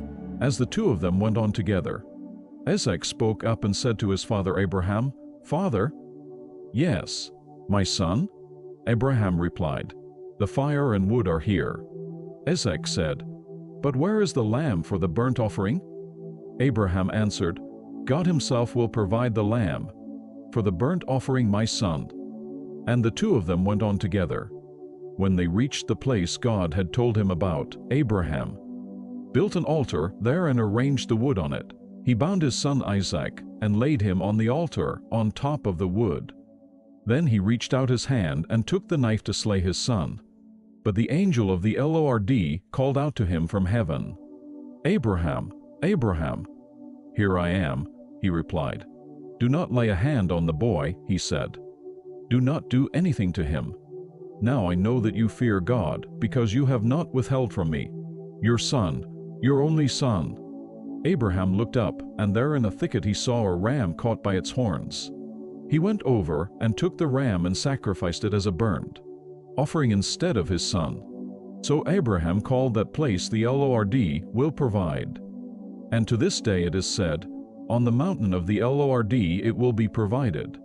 The angel of the Lord called to Abraham from heaven a 2nd time, and said, "I swear by myself, declares the Lord, that, because you have done this and have not withheld your son, your only son, I will surely bless you and make your descendants as numerous as the stars in the sky, and as the sand on the seashore. Your descendants will take possession of the cities of their enemies, and through your offspring all nations on earth will be blessed, because you have obeyed me." Then Abraham returned to his servants, and they set off together for Beersheba. And Abraham stayed in Beersheba. Some time later Abraham was told, "Milcah is also a mother. She has borne sons to your brother Nahor. Uz the firstborn, Buz his brother, Kemuel the father of Aram, Cased Hazo Pildash, Jidlaph and Bethuel. Bethuel became the father of Rebekah. Milcah bore these 8 sons to Abraham's brother Nahor. His concubine, whose name was Reumah, also had sons Tebah, Gaham, Tahash and Micah. Sarah lived to be 127 years old. She died at Kiriath Arba, that is, Hebron in the land of Canaan. And Abraham went to mourn for Sarah, and to weep over her. Then Abraham rose from beside his dead wife and spoke to the Hittites. He said, "I am an alien and a stranger among you. Sell me some property for a burial site here so I can bury my dead." The Hittites replied to Abraham, "Sir, listen to us. You are a mighty prince among us. Bury your dead in the choicest of our tombs. None of us will refuse you his tomb for burying your dead." Then Abraham rose and bowed down before the people of the land, the Hittites. He said to them, "If you are willing to let me bury my dead, Then listen to me, and intercede with Ephron son of Zohar on my behalf. So he will sell me the cave of Machpelah, which belongs to him and is at the end of his field. Ask him to sell it to me for the full price as a burial site among you." Ephron the Hittite was sitting among his people, and he replied to Abraham in the hearing of all the Hittites who had come to the gate of his city. "No, my lord," he said. "Listen to me, I give you the field, and I give you the cave that is in it. I give it to you in the presence of my people. Bury your dead." Again Abraham bowed down before the people of the land, and he said to Ephron in their hearing, "Listen to me if you will. I will pay the price of the field. Accept it from me so I can bury my dead there." Ephron answered Abraham, "Listen to me, my lord, the land is worth 400 shekels of silver. But what is that between me and you? Bury your dead." Abraham agreed to Ephron's terms and weighed out for him the price he had named in the hearing of the Hittites, 400 shekels of silver, according to the weight current among the merchants. So Ephron's field in Machpelah near Mamre, both the field and the cave in it, and all the trees within the borders of the field was deeded to Abraham as his property in the presence of all the Hittites who had come to the gate of the city. Afterward Abraham buried his wife Sarah in the cave in the field of Machpelah near Mamre, which is at Hebron in the land of Canaan. So the field and the cave in it were deeded to Abraham by the Hittites as a burial site. Abraham was now old and well advanced in years, and the Lord had blessed him in every way. He said to the chief servant in his household, the one in charge of all that he had, "Put your hand under my thigh. I want you to swear by the Lord, the God of heaven and the God of earth, that you will not get a wife for my son from the daughters of the Canaanites, among whom I am living, but will go to my country and my own relatives and get a wife for my son Isaac." The servant asked him, "What if the woman is unwilling to come back with me to this land? Shall I then take your son back to the country you came from? Make sure that you do not take my son back there." Abraham said, "The Lord, the God of heaven, who brought me out of my father's household and my native land, and who spoke to me and promised me on oath, saying, 'To your offspring I will give this land,' he will send his angel before you so that you can get a wife for my son from there. If the woman is unwilling to come back with you, then you will be released from this oath of mine. Only do not take my son back there." So the servant put his hand under the thigh of his master Abraham and swore an oath to him concerning this matter. Then the servant took 10 of his master's camels and left, taking with him all kinds of good things from his master. He set out for Aram Naharaim and made his way to the town of Nahor. He had the camels kneel down near the well outside the town. It was toward evening, the time the women go out to draw water. Then he prayed, "O Lord, God of my master Abraham, give me success today and show kindness to my master Abraham. See, I am standing beside this spring, and the daughters of the townspeople are coming out to draw water. May it be that when I say to a girl, 'Please let down your jar that I may have a drink,' and she says, 'Drink, and I'll water your camels,' to let her be the one you have chosen for your servant Isaac. By this I will know that you have shown kindness to my master." Before he had finished praying, Rebekah came out with her jar on her shoulder. She was the daughter of Bethuel son of Milcah, who was the wife of Abraham's brother Nahor.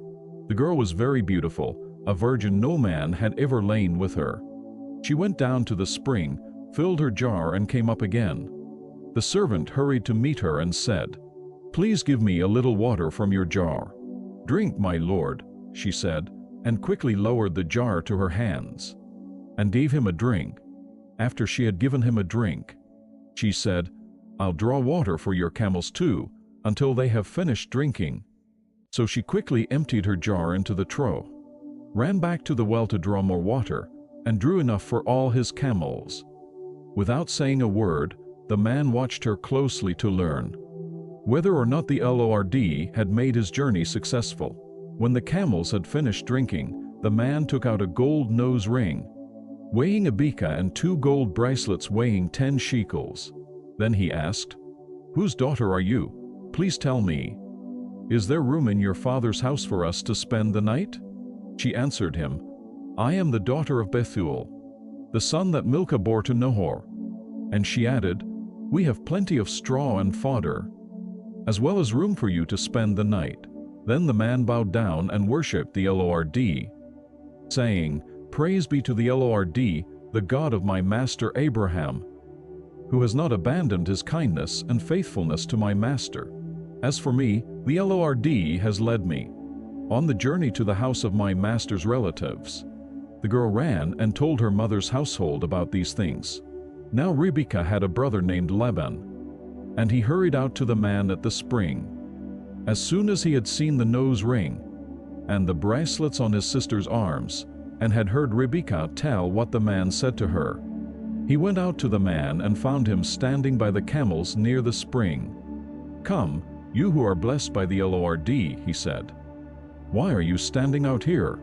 I have prepared the house and a place for the camels." So the man went to the house, and the camels were unloaded. Straw and fodder were brought for the camels, and water for him and his men to wash their feet. Then food was set before him, but he said, "I will not eat until I have told you what I have to say." "Then tell us," Laban said. So he said, "I am Abraham's servant. The Lord has blessed my master abundantly, and he has become wealthy. He has given him sheep and cattle, silver and gold, men servants and maidservants, and camels and donkeys. My master's wife Sarah has borne him a son in her old age, and he has given him everything he owns. And my master made me swear an oath, and said, 'You must not get a wife for my son from the daughters of the Canaanites in whose land I live, but go to my father's family and to my own clan and get a wife for my son.' Then I asked my master, 'What if the woman will not come back with me?' He replied, 'The Lord, before whom I have walked, will send his angel with you and make your journey a success, so that you can get a wife for my son from my own clan and from my father's family. Then, when you go to my clan, you will be released from my oath. Even if they refuse to give her to you, you will be released from my oath.' When I came to the spring today, I said, 'O Lord, God of my master Abraham, if you will, please grant success to the journey on which I have come. See, I am standing beside this spring. If a maiden comes out to draw water, and I say to her, "Please let me drink a little water from your jar," and if she says to me, "Drink, and I'll draw water for your camels," 2. Let her be the one the Lord has chosen for my master's son." Before I finished praying in my heart, Rebekah came out with her jar on her shoulder. She went down to the spring and drew water, and I said to her, "Please give me a drink." She quickly lowered her jar from her shoulder and said, "Drink, and I'll water your camels too." So I drank, and she watered the camels also. I asked her, "Whose daughter are you?" She said, "The daughter of Bethuel son of Nahor, whom Milcah bore to him." Then I put the ring in her nose and the bracelets on her arms, and I bowed down and worshipped the Lord. I praised the Lord, the God of my master Abraham, who had led me on the right road to get the granddaughter of my master's brother for his son. Now if you will show kindness and faithfulness to my master, tell me, and if not, tell me, so I may know which way to turn." Laban and Bethuel answered, "This is from the Lord. We can say nothing to you one way or the other. Here is Rebekah, take her and go, and let her become the wife of your master's son, as the Lord has directed." When Abraham's servant heard what they said, he bowed down to the ground before the Lord. Then the servant brought out gold and silver jewelry and articles of clothing, and gave them to Rebekah. He also gave costly gifts to her brother and to her mother. Then he and the men who were with him ate and drank and spent the night there. When they got up the next morning, he said, "Send me on my way to my master." But her brother and her mother replied, "Let the girl remain with us 10 days or so, then you may go." But he said to them, "Do not detain me.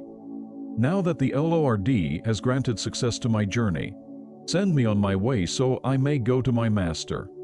Then they said, Let's call the girl and ask her about it." So they called Rebekah and asked her, "Will you go with this man?" "I will go," she said. So they sent their sister Rebekah on her way, along with her nurse and Abraham's servant and his men. And they blessed Rebekah and said to her, "Our sister, may you increase to thousands upon thousands, may your offspring possess the gates of their enemies." Then Rebekah and her maids got ready and mounted their camels, and went back with the man. So the servant took Rebekah and left. Now Isaac had come from Beer Lahai Roi, for he was living in the Negev. He went out to the field one evening to meditate, and as he looked up, he saw camels approaching. Rebekah also looked up and saw Isaac. She got down from her camel and asked the servant, "Who is that man in the field coming to meet us?" "He is my master," the servant answered. So she took her veil and covered herself. Then the servant told Isaac all he had done. Isaac brought her into the tent of his mother Sarah, and he married Rebekah. So she became his wife, and he loved her. And Isaac was comforted after his mother's death. Abraham took another wife, whose name was Keturah. She bore him Zemran, Jokshan, Medan, Midian, Ishbak, and Shua. Jokshan was the father of Sheba and Dedan. The descendants of Dedan were the Ashurites, the Litushites, and the Lemites. The sons of Midian were Ephah, Epher, Hanuk, Abida, and Eldah. All these were descendants of Keturah. Abraham left everything he owned to Isaac. But while he was still living, he gave gifts to the sons of his concubines and sent them away from his son Isaac to the land of the east. Altogether, Abraham lived 175 years. Then Abraham breathed his last and died at a good old age, an old man and full of years, and he was gathered to his people. His sons Isaac and Ishmael buried him in the cave of Machpelah, near Mamre, in the field of Ephron son of Zohar the Hittite, the field Abraham had bought from the Hittites. There Abraham was buried with his wife Sarah. After Abraham's death, God blessed his son Isaac, who then lived near Beer Lahai Roi. This is the account of Abraham's son Ishmael, whom Sarah's maidservant, Hagar the Egyptian, bore to Abraham. These are the names of the sons of Ishmael, listed in the order of their birth: Nebaioth, the firstborn of Ishmael, Kedar, Adbeel, Mibsam, Mishma, Duma, Massa, Hadad, Tema, Jeter, Nephish, and Kedemah. These were the sons of Ishmael, and these are the names of the 12 tribal rulers, according to their settlements and camps. Altogether, Ishmael lived 137 years. He breathed his last and died, and he was gathered to his people. His descendants settled in the area from Havilah to Shur, near the border of Egypt, as you go toward Ashur, and they lived in hostility toward all their brothers. This is the account of Abraham's son Isaac. Abraham became the father of Isaac, and Isaac was 40 years old when he married Rebekah, daughter of Bethuel the Aramean from Paddan Aram and sister of Laban the Aramean. Isaac prayed to the Lord on behalf of his wife, because she was barren. The Lord answered his prayer, and his wife Rebekah became pregnant. The babies jostled each other within her, and she said, "Why is this happening to me?" So she went to inquire of the Lord. The Lord said to her, "2 nations are in your womb, and 2 peoples from within. You will be separated, one people will be stronger than the other, and the older will serve the younger." When the time came for her to give birth, there were twin boys in her womb. The first to come out was red, and his whole body was like a hairy garment. So they named him Esau. After this, his brother came out, with his hand grasping Esau's heel, so he was named Jacob. Isaac was 60 years old when Rebekah gave birth to them. The boys grew up, and Esau became a skillful hunter, a man of the open country, while Jacob was a quiet man, staying among the tents. Isaac, who had a taste for wild game, loved Esau, but Rebekah loved Jacob.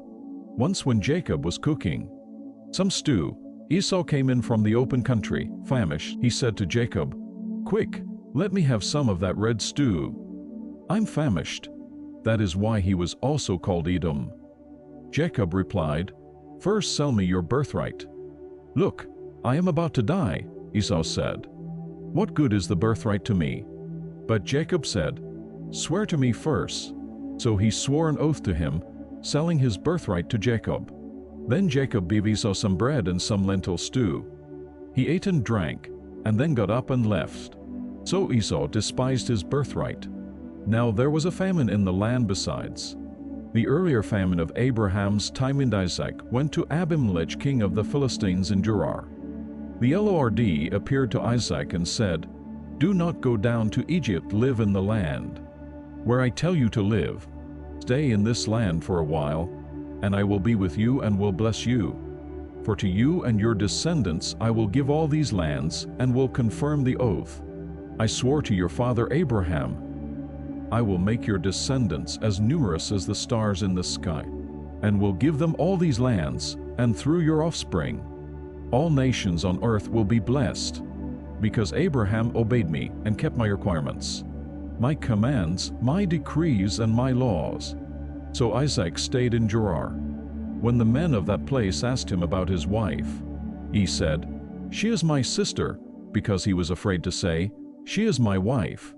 He thought, "The men of this place might kill me on account of Rebekah, because she is beautiful." When Isaac had been there a long time, Abimelech, king of the Philistines, looked down from a window and saw Isaac caressing his wife Rebekah. So Abimelech summoned Isaac and said, "She is really your wife. Why did you say, 'She is my sister'?" Isaac answered him, "Because I thought I might lose my life on account of her." Then Abimelech said, "What is this you have done to us? One of the men might well have slept with your wife, and you would have brought guilt upon us." So Abimelech gave orders to all the people, "Anyone who molests this man or his wife shall surely be put to death." Isaac planted crops in that land, and the same year reaped 100-fold, because the Lord blessed him. The man became rich, and his wealth continued to grow, until he became very wealthy. He had so many flocks and herds and servants that the Philistines envied him. So all the wells that his father's servants had dug in the time of his father Abraham, the Philistines stopped up, filling them with earth. Then Abimelech said to Isaac, "Move away from us. You have become too powerful for us." So Isaac moved away from there, and encamped in the valley of Gerar and settled there. Isaac reopened the wells that had been dug in the time of his father Abraham, which the Philistines had stopped up after Abraham died, and he gave them the same names his father had given them. Isaac's servants dug in the valley and discovered a well of fresh water there. But the herdsmen of Gerar quarreled with Isaac's herdsmen and said, "The water is ours." So he named the well Esek, because they disputed with him. Then they dug another well, but they quarreled over that one also. So he named it Sitnah. He moved on from there and dug another well, and no one quarreled over it. He named it Rehoboth, saying, "Now the Lord has given us room, and we will flourish in the land." From there he went up to Beersheba. That night the Lord appeared to him, and said, "I am the God of your father Abraham. Do not be afraid, for I am with you. I will bless you, and will increase the number of your descendants for the sake of my servant Abraham." Isaac built an altar there and called on the name of the Lord. There he pitched his tent, and there his servants dug a well. Meanwhile, Abimelech had come to him from Gerar with Ahuzzath, his personal advisor, and Phicol the commander of his forces. Isaac asked them, "Why have you come to me, since you were hostile to me and sent me away?" They answered, "We saw clearly that the Lord was with you. So we said, 'There ought to be a sworn agreement between us and you. Let us make a treaty with you, that you will do us no harm, just as we did not molest you, but always treated you well and sent you away in peace. And now you are blessed by the Lord." Isaac then made a feast for them, and they ate and drank. Early the next morning the men swore an oath to each other. Then Isaac sent them on their way, and they left him in peace. That day Isaac's servants came and told him about the well they had dug. They said, "We've found water." He called it Sheba, and to this day the name of the town has been Beersheba. When Esau was 40 years old, he married Judith, daughter of Beer. the Hittite, and also Basemath, daughter of Elon the Hittite. They were a source of grief to Isaac and Rebekah. When Isaac was old and his eyes were so weak that he could no longer see, he called for Esau, his older son, and said to him, "My son." "Here I am," he answered. Isaac said, "I am now an old man and don't know the day of my death. Now then, get your weapons, your quiver and bow, and go out to the open country to hunt some wild game for me. Prepare me the kind of tasty food I like, and bring it to me to eat, so that I may give you my blessing before I die." Now Rebekah was listening as Isaac spoke to his son Esau.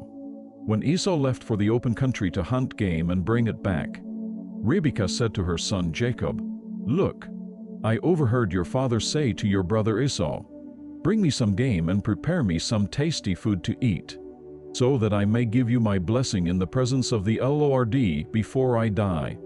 Now, my son, listen carefully and do what I tell you. Go out to the flock and bring me 2 choice young goats, so I can prepare some tasty food for your father, just the way he likes it. Then take it to your father to eat, so that he may give you his blessing before he dies." Jacob said to Rebekah his mother, "But my brother Esau is a hairy man, and I'm a man with smooth skin. What if my father touches me?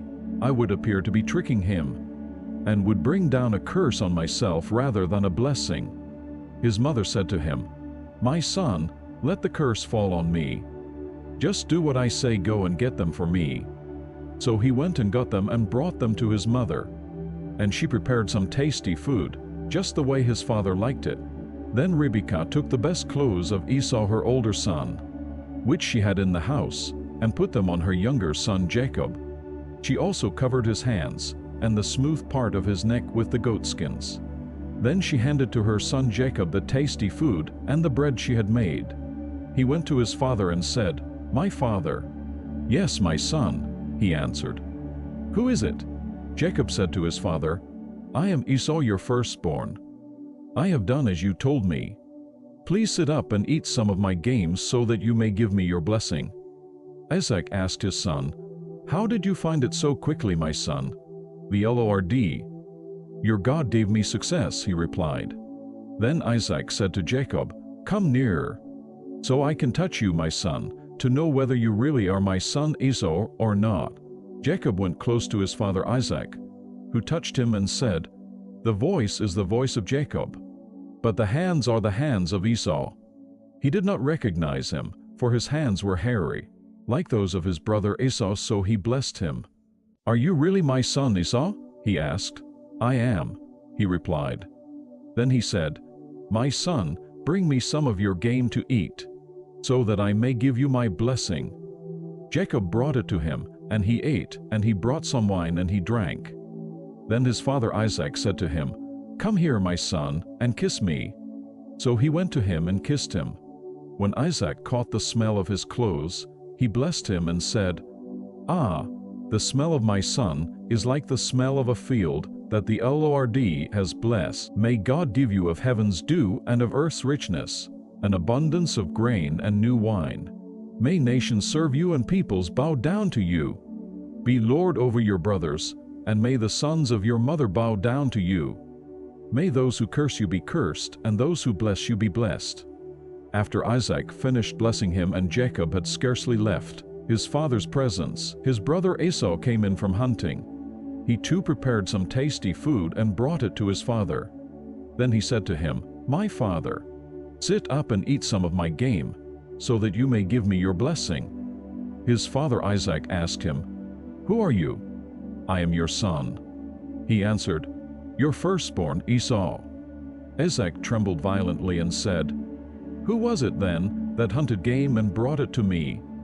I ate it just before you came, and I blessed him, and indeed he will be blessed." When Esau heard his father's words, he burst out with a loud and bitter cry, and said to his father, "Bless me too, my father." But he said, "Your brother came deceitfully and took your blessing." Esau said, "Isn't he rightly named Jacob? He has deceived me these 2 times. He took my birthright, and now he's taken my blessing." Then he asked, "Haven't you reserved any blessing for me?" Isaac answered Esau, I have made him lord over you and have made all his relatives his servants. And I have sustained him with grain and new wine. So what can I possibly do for you, my son?" Esau said to his father, "Do you have only one blessing?" "My father." "Bless me too, my father." Then Esau wept aloud. His father Isaac answered him, "Your dwelling will be away from the earth's richness, away from the dew of heaven above. You will live by the sword and you will serve your brother. But when you grow restless, you will throw his yoke from off your neck." Esau held a grudge against Jacob because of the blessing his father had given him. He said to himself, "The days of mourning for my father are near. Then I will kill my brother Jacob." When Rebekah was told what her older son Esau had said, she sent for her younger son, Jacob, and said to him, "Your brother, Esau, is consoling himself with the thought of killing you. Now then, my son, do what I say, flee at once to my brother Laban in Haran. Stay with him for a while until your brother's fury subsides. When your brother is no longer angry with you and forgets what you did to him, I'll send word for you to come back from there. Why should I lose both of you in one day?" Then Rebekah said to Isaac, "I'm disgusted with living because of these Hittite women. If Jacob takes a wife from among the women of this land, from Hittite women like these, my life will not be worth living." So Isaac called for Jacob and blessed him, and commanded him, "Do not marry a Canaanite woman. Go at once to Paddan Aram, to the house of your mother's father Bethuel. Take a wife for yourself there from among the daughters of Laban, your mother's brother. May God Almighty bless you and make you fruitful, and increase your numbers until you become a community of peoples. May He give you and your descendants the blessing given to Abraham, so that you may take possession of the land where you now live as an alien, the land God gave to Abraham." Then Isaac sent Jacob on his way, and he went to Paddan Aram, to Laban son of Bethuel, the Aramean, the brother of Rebekah, who was the mother of Jacob and Esau. Now Esau learned that Isaac had blessed Jacob, and had sent him to Paddan Aram to take a wife from there, and that when he blessed him, he commanded him, "Do not marry a Canaanite woman," and that Jacob had obeyed his father and mother, and had gone to Paddan Aram. Esau then realized how displeasing the Canaanite women were to his father Isaac. So he went to Ishmael and married Mahalath, the sister of Nebaioth and daughter of Ishmael son of Abraham, in addition to the wives he already had. Jacob left Beersheba and set out for Haran. When he reached a certain place, he stopped for the night because the sun had set. Taking one of the stones there, he put it under his head and lay down to sleep. He had a dream in which he saw a stairway resting on the earth, with its top reaching to heaven, and the angels of God were ascending and descending on it. There above it stood the Lord, and he said, "I am the Lord, the God of your father Abraham and the God of Isaac. I will give you and your descendants the land on which you are lying. Your descendants will be like the dust of the earth, and you will spread out to the west and to the east, to the north and to the south. All peoples on earth will be blessed through you and your offspring. I am with you and will watch over you wherever you go, and I will bring you back to this land. I will not leave you until I have done what I have promised you." When Jacob awoke from his sleep, he thought, "Surely the Lord is in this place, and I was not aware of it." He was afraid and said, "How awesome is this place! This is none other than the house of God. This is the gate of heaven." Early the next morning Jacob took the stone he had placed under his head and set it up as a pillar and poured oil on top of it. He called that place Bethel, though the city used to be called Luz. Then Jacob made a vow, saying, "If God will be with me and will watch over me on this journey, I am taking and will give me food to eat and clothes to wear, so that I return safely to my father's house. Then the Lord will be my God, and this stone that I have set up as a pillar will be God's house. And of all that you give me I will give you 1/10. Then Jacob continued on his journey and came to the land of the eastern peoples. There he saw a well in the field, with 3 flocks of sheep lying near it, because the flocks were watered from that well. The stone over the mouth of the well was large. When all the flocks were gathered there, The shepherds would roll the stone away from the well's mouth and water the sheep. Then they would return the stone to its place over the mouth of the well. Jacob asked the shepherds, "My brothers, where are you from?" "We're from Haran," they replied. He said to them, "Do you know Laban, Nahor's grandson?" "Yes, we know him," they answered. Then Jacob asked them, "Is he well?" "Yes, he is," they said. "And here comes his daughter Rachel with the sheep." "Look," he said, "the sun is still high. It is not time for the flocks to be gathered. Water the sheep and take them back to pasture." "We can't," they replied, "until all the flocks are gathered, and the stone has been rolled away from the mouth of the well. Then we will water the sheep." While he was still talking with them, Rachel came with her father's sheep, for she was a shepherdess. When Jacob saw Rachel, daughter of Laban, his mother's brother, and Laban's sheep, he went over and rolled the stone away from the mouth of the well and watered his uncle's sheep. Then Jacob kissed Rachel and began to weep aloud. He had told Rachel that he was a relative of her father and a son of Rebekah. So she ran and told her father. As soon as Laban heard the news about Jacob, his sister's son, he hurried to meet him. He embraced him and kissed him and brought him to his home, and there Jacob told him all these things. Then Laban said to him, "You are my own flesh and blood." After Jacob had stayed with him for a whole month, Laban said to him, "Just because you are a relative of mine, should you work for me for nothing? Tell me what your wages should be." Now Laban had 2 daughters. The name of the older was Leah, and the name of the younger was Rachel. Leah had weak eyes, but Rachel was lovely in form and beautiful. Jacob was in love with Rachel and said, "I'll work for you 7 years in return for your younger daughter Rachel." Laban said, "It's better that I give her to you than to some other man. Stay here with me." So Jacob served 7 years to get Rachel, but they seemed like only a few days to him because of his love for her. Then Jacob said to Laban, "Give me my wife. My time is completed, and I want to lie with her." So Laban brought together all the people of the place and gave a feast. But when evening came, he took his daughter, Leah, and gave her to Jacob, and Jacob lay with her. And Laban gave his servant girl Zilpah to his daughter as her maidservant. When morning came, there was Leah. So Jacob said to Laban, "What is this you have done to me? I served you for Rachel, didn't I? Why have you deceived me?" Laban replied, "It is not our custom here to give the younger daughter in marriage before the older one. Finish this daughter's bridal week, then we will give you the younger one, also in return for another 7 years of work." And Jacob did so. He finished the week with Leah. And then Laban gave him his daughter Rachel to be his wife. Laban gave his servant girl Bilhah to his daughter Rachel as her maidservant. Jacob lay with Rachel also, and he loved Rachel more than Leah. And he worked for Laban another 7 years. When the Lord saw that Leah was not loved, he opened her womb, but Rachel was barren. Leah became pregnant and gave birth to a son. She named him Reuben, for she said, "It is because the Lord has seen my misery. Surely my husband will love me now."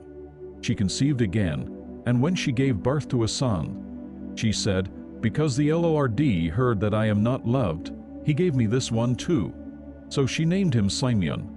Again she conceived, and when she gave birth to a son, she said, "Now at last my husband will become attached to me, because I have borne him 3 sons."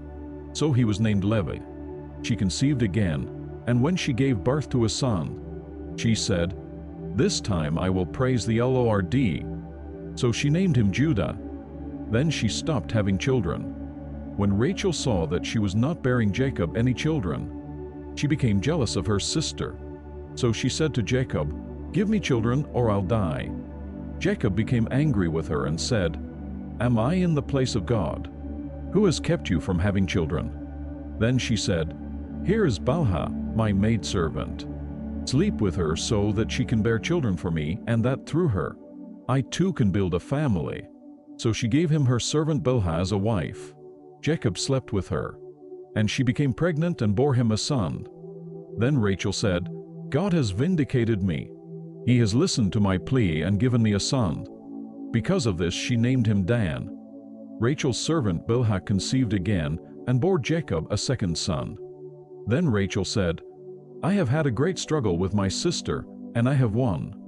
So she named him Naphtali.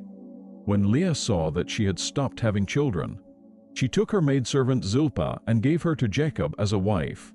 Leah's servant Zilpah bore Jacob a son. Then Leah said, "What good fortune!" So she named him Gad. Leah's servant Zilpah bore Jacob a second son. Then Leah said, "How happy I am! The woman will call me happy." So she named him Asher. During wheat harvest, Reuben went out into the fields and found some mandrake plants, which he brought to his mother Leah. Rachel said to Leah, "Please give me some of your son's mandrakes." But she said to her, "Wasn't it enough that you took away my husband?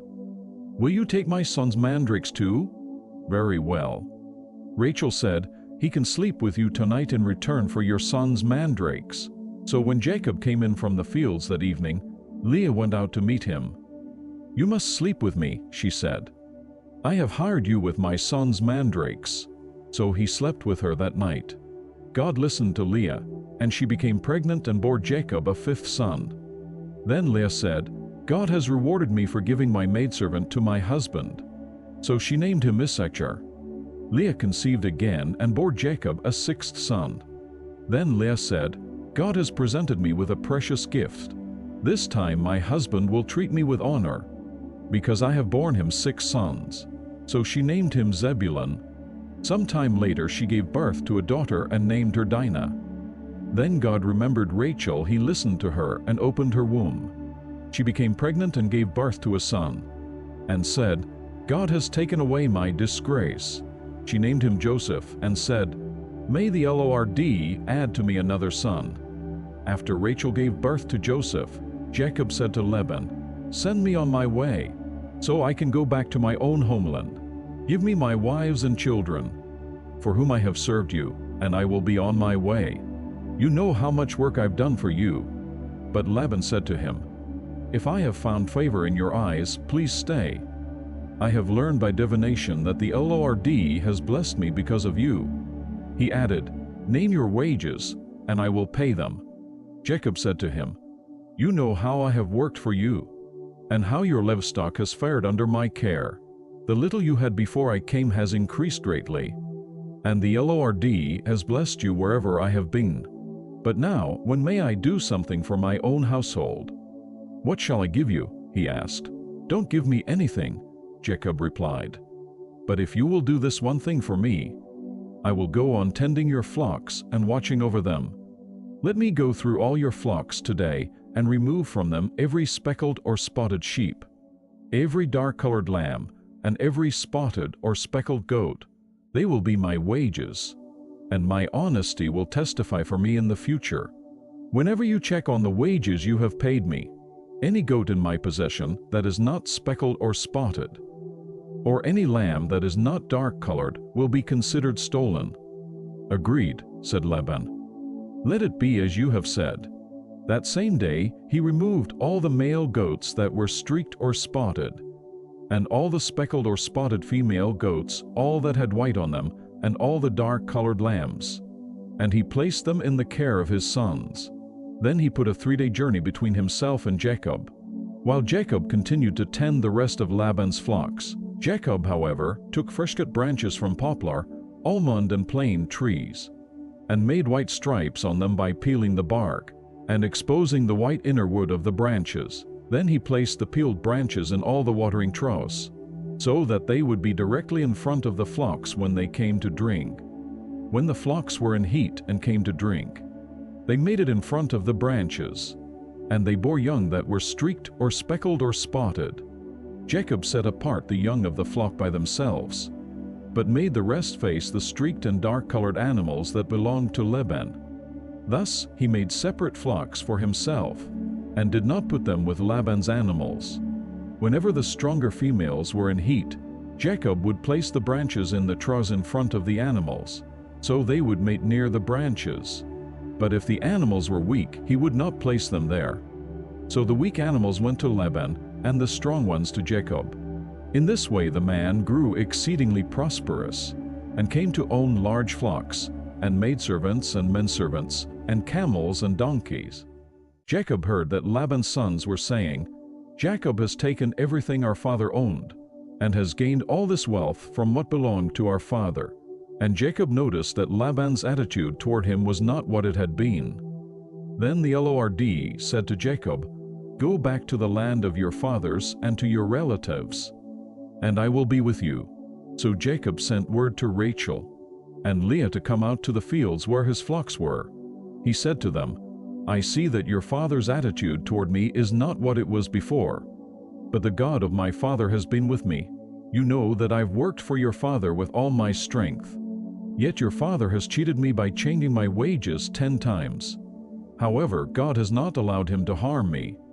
If he said, 'The speckled ones will be your wages,' then all the flocks gave birth to speckled young.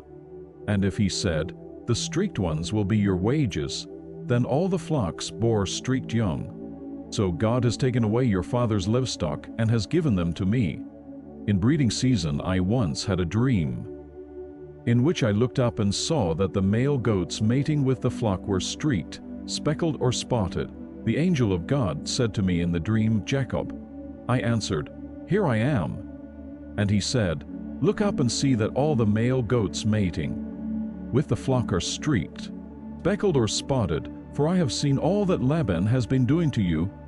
I am the God of Bethel, where you anointed a pillar and where you made a vow to me. Now leave this land at once and go back to your native land.' Then Rachel and Leah replied, Do we still have any share in the inheritance of our father's estate? Does he not regard us as foreigners? Not only has he sold us, but he has used up what was paid for us. Surely all the wealth that God took away from our father belongs to us and our children. So do whatever God has told you." Then Jacob put his children and his wives on camels, and he drove all his livestock ahead of him, along with all the goods he had accumulated in Paddan Aram, to go to his father Isaac in the land of Canaan. When Laban had gone to shear his sheep, Rachel stole her father's household gods. Moreover, Jacob deceived Laban the Aramean by not telling him he was running away. So he fled with all he had, and crossing the river, he headed for the hill country of Gilead. On the 3rd day Laban was told that Jacob had fled. Taking his relatives with him, he pursued Jacob for 7 days and caught up with him in the hill country of Gilead. Then God came to Laban the Aramean in a dream at night, and said to him, "Be careful not to say anything to Jacob, either good or bad." Jacob had pitched his tent in the hill country of Gilead, when Laban overtook him, and Laban and his relatives camped there too. Then Laban said to Jacob, "What have you done? You've deceived me, and you've carried off my daughters like captives in war. Why did you run off secretly and deceive me? Why didn't you tell me, so I could send you away with joy and singing to the music of tambourines and harps? You didn't even let me kiss my grandchildren and my daughters goodbye. You have done a foolish thing. I have the power to harm you, but last night the God of your father said to me, 'Be careful not to say anything to Jacob, either good or bad.' Now you have gone off because you longed to return to your father's house. But why did you steal my gods?" Jacob answered Laban, "I was afraid, because I thought you would take your daughters away from me by force. But if you find anyone who has your gods, he shall not live. In the presence of our relatives, see for yourself whether there is anything of yours here with me, and if so, take it." Now Jacob did not know that Rachel had stolen the gods. So Laban went into Jacob's tent and into Leah's tent and into the tent of the 2 maidservants, but he found nothing. After he came out of Leah's tent, he entered Rachel's tent. Now Rachel had taken the household gods and put them inside her camel's saddle and was sitting on them. Laban searched through everything in the tent but found nothing. Rachel said to her father, "Don't be angry, my lord, that I cannot stand up in your presence. I'm having my period." So he searched but could not find the household gods. Jacob was angry and took Laban to task. "What is my crime?" he asked Laban. "What sin have I committed that you hunt me down?" now that you have searched through all my goods? What have you found that belongs to your household? Put it here in front of your relatives and mine, and let them judge between the two of us. I have been with you for 20 years now.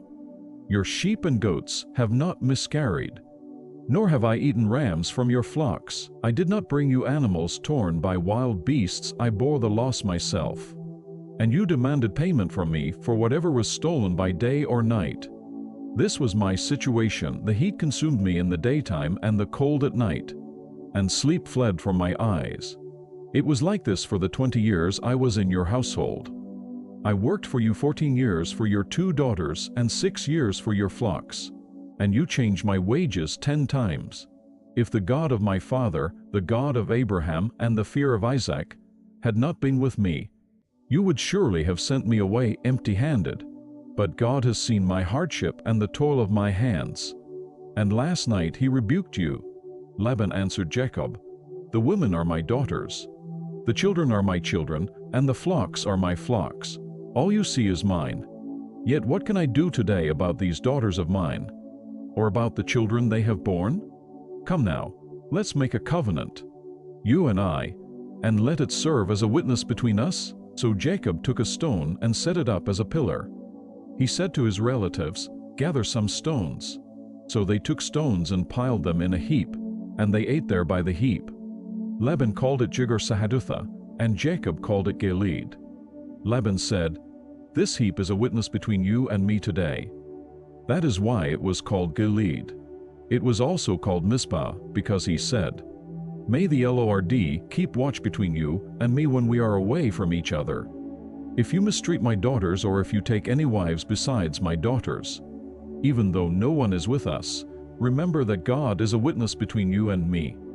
Laban also said to Jacob, here is this heap, and here is this pillar I have set up between you and me. This heap is a witness, and this pillar is a witness, that I will not go past this heap to your side to harm you, and that you will not go past this heap and pillar to my side to harm me. May the God of Abraham and the God of Nahor, the God of their father, judge between us. So Jacob took an oath in the name of the fear of his father Isaac. He offered a sacrifice there in the hill country, and invited his relatives to a meal. After they had eaten, they spent the night there. Early the next morning Laban kissed his grandchildren and his daughters and blessed them. Then he left and returned home. Jacob also went on his way, and the angels of God met him. When Jacob saw them, he said, this is the camp of God. So he named that place Mahanaim. Jacob sent messengers ahead of him to his brother Esau in the land of Seir, the country of Edom. He instructed them, this is what you are to say to my master Esau, your servant Jacob says, I have been staying with Laban and have remained there till now. I have cattle and donkeys, sheep and goats, men servants and maidservants. Now I am sending this message to my lord, that I may find favor in your eyes. When the messengers returned to Jacob, they said, we went to your brother Esau, and now he is coming to meet you, and 400 men are with him. In great fear and distress Jacob divided the people who were with him into 2 groups, and the flocks and herds and camels as well. He thought, if Esau comes and attacks one group, the group that is left may escape. Then Jacob prayed, O God of my father Abraham, God of my father Isaac, O Lord, who said to me, go back to your country and your relatives, and I will make you prosper. I am unworthy of all the kindness and faithfulness you have shown your servant. I had only my staff when I crossed this Jordan, but now I have become 2 groups. Save me, I pray, from the hand of my brother Esau, for I am afraid he will come and attack me, and also the mothers with their children. But you have said, I will surely make you prosper, and will make your descendants like the sand of the sea, which cannot be counted.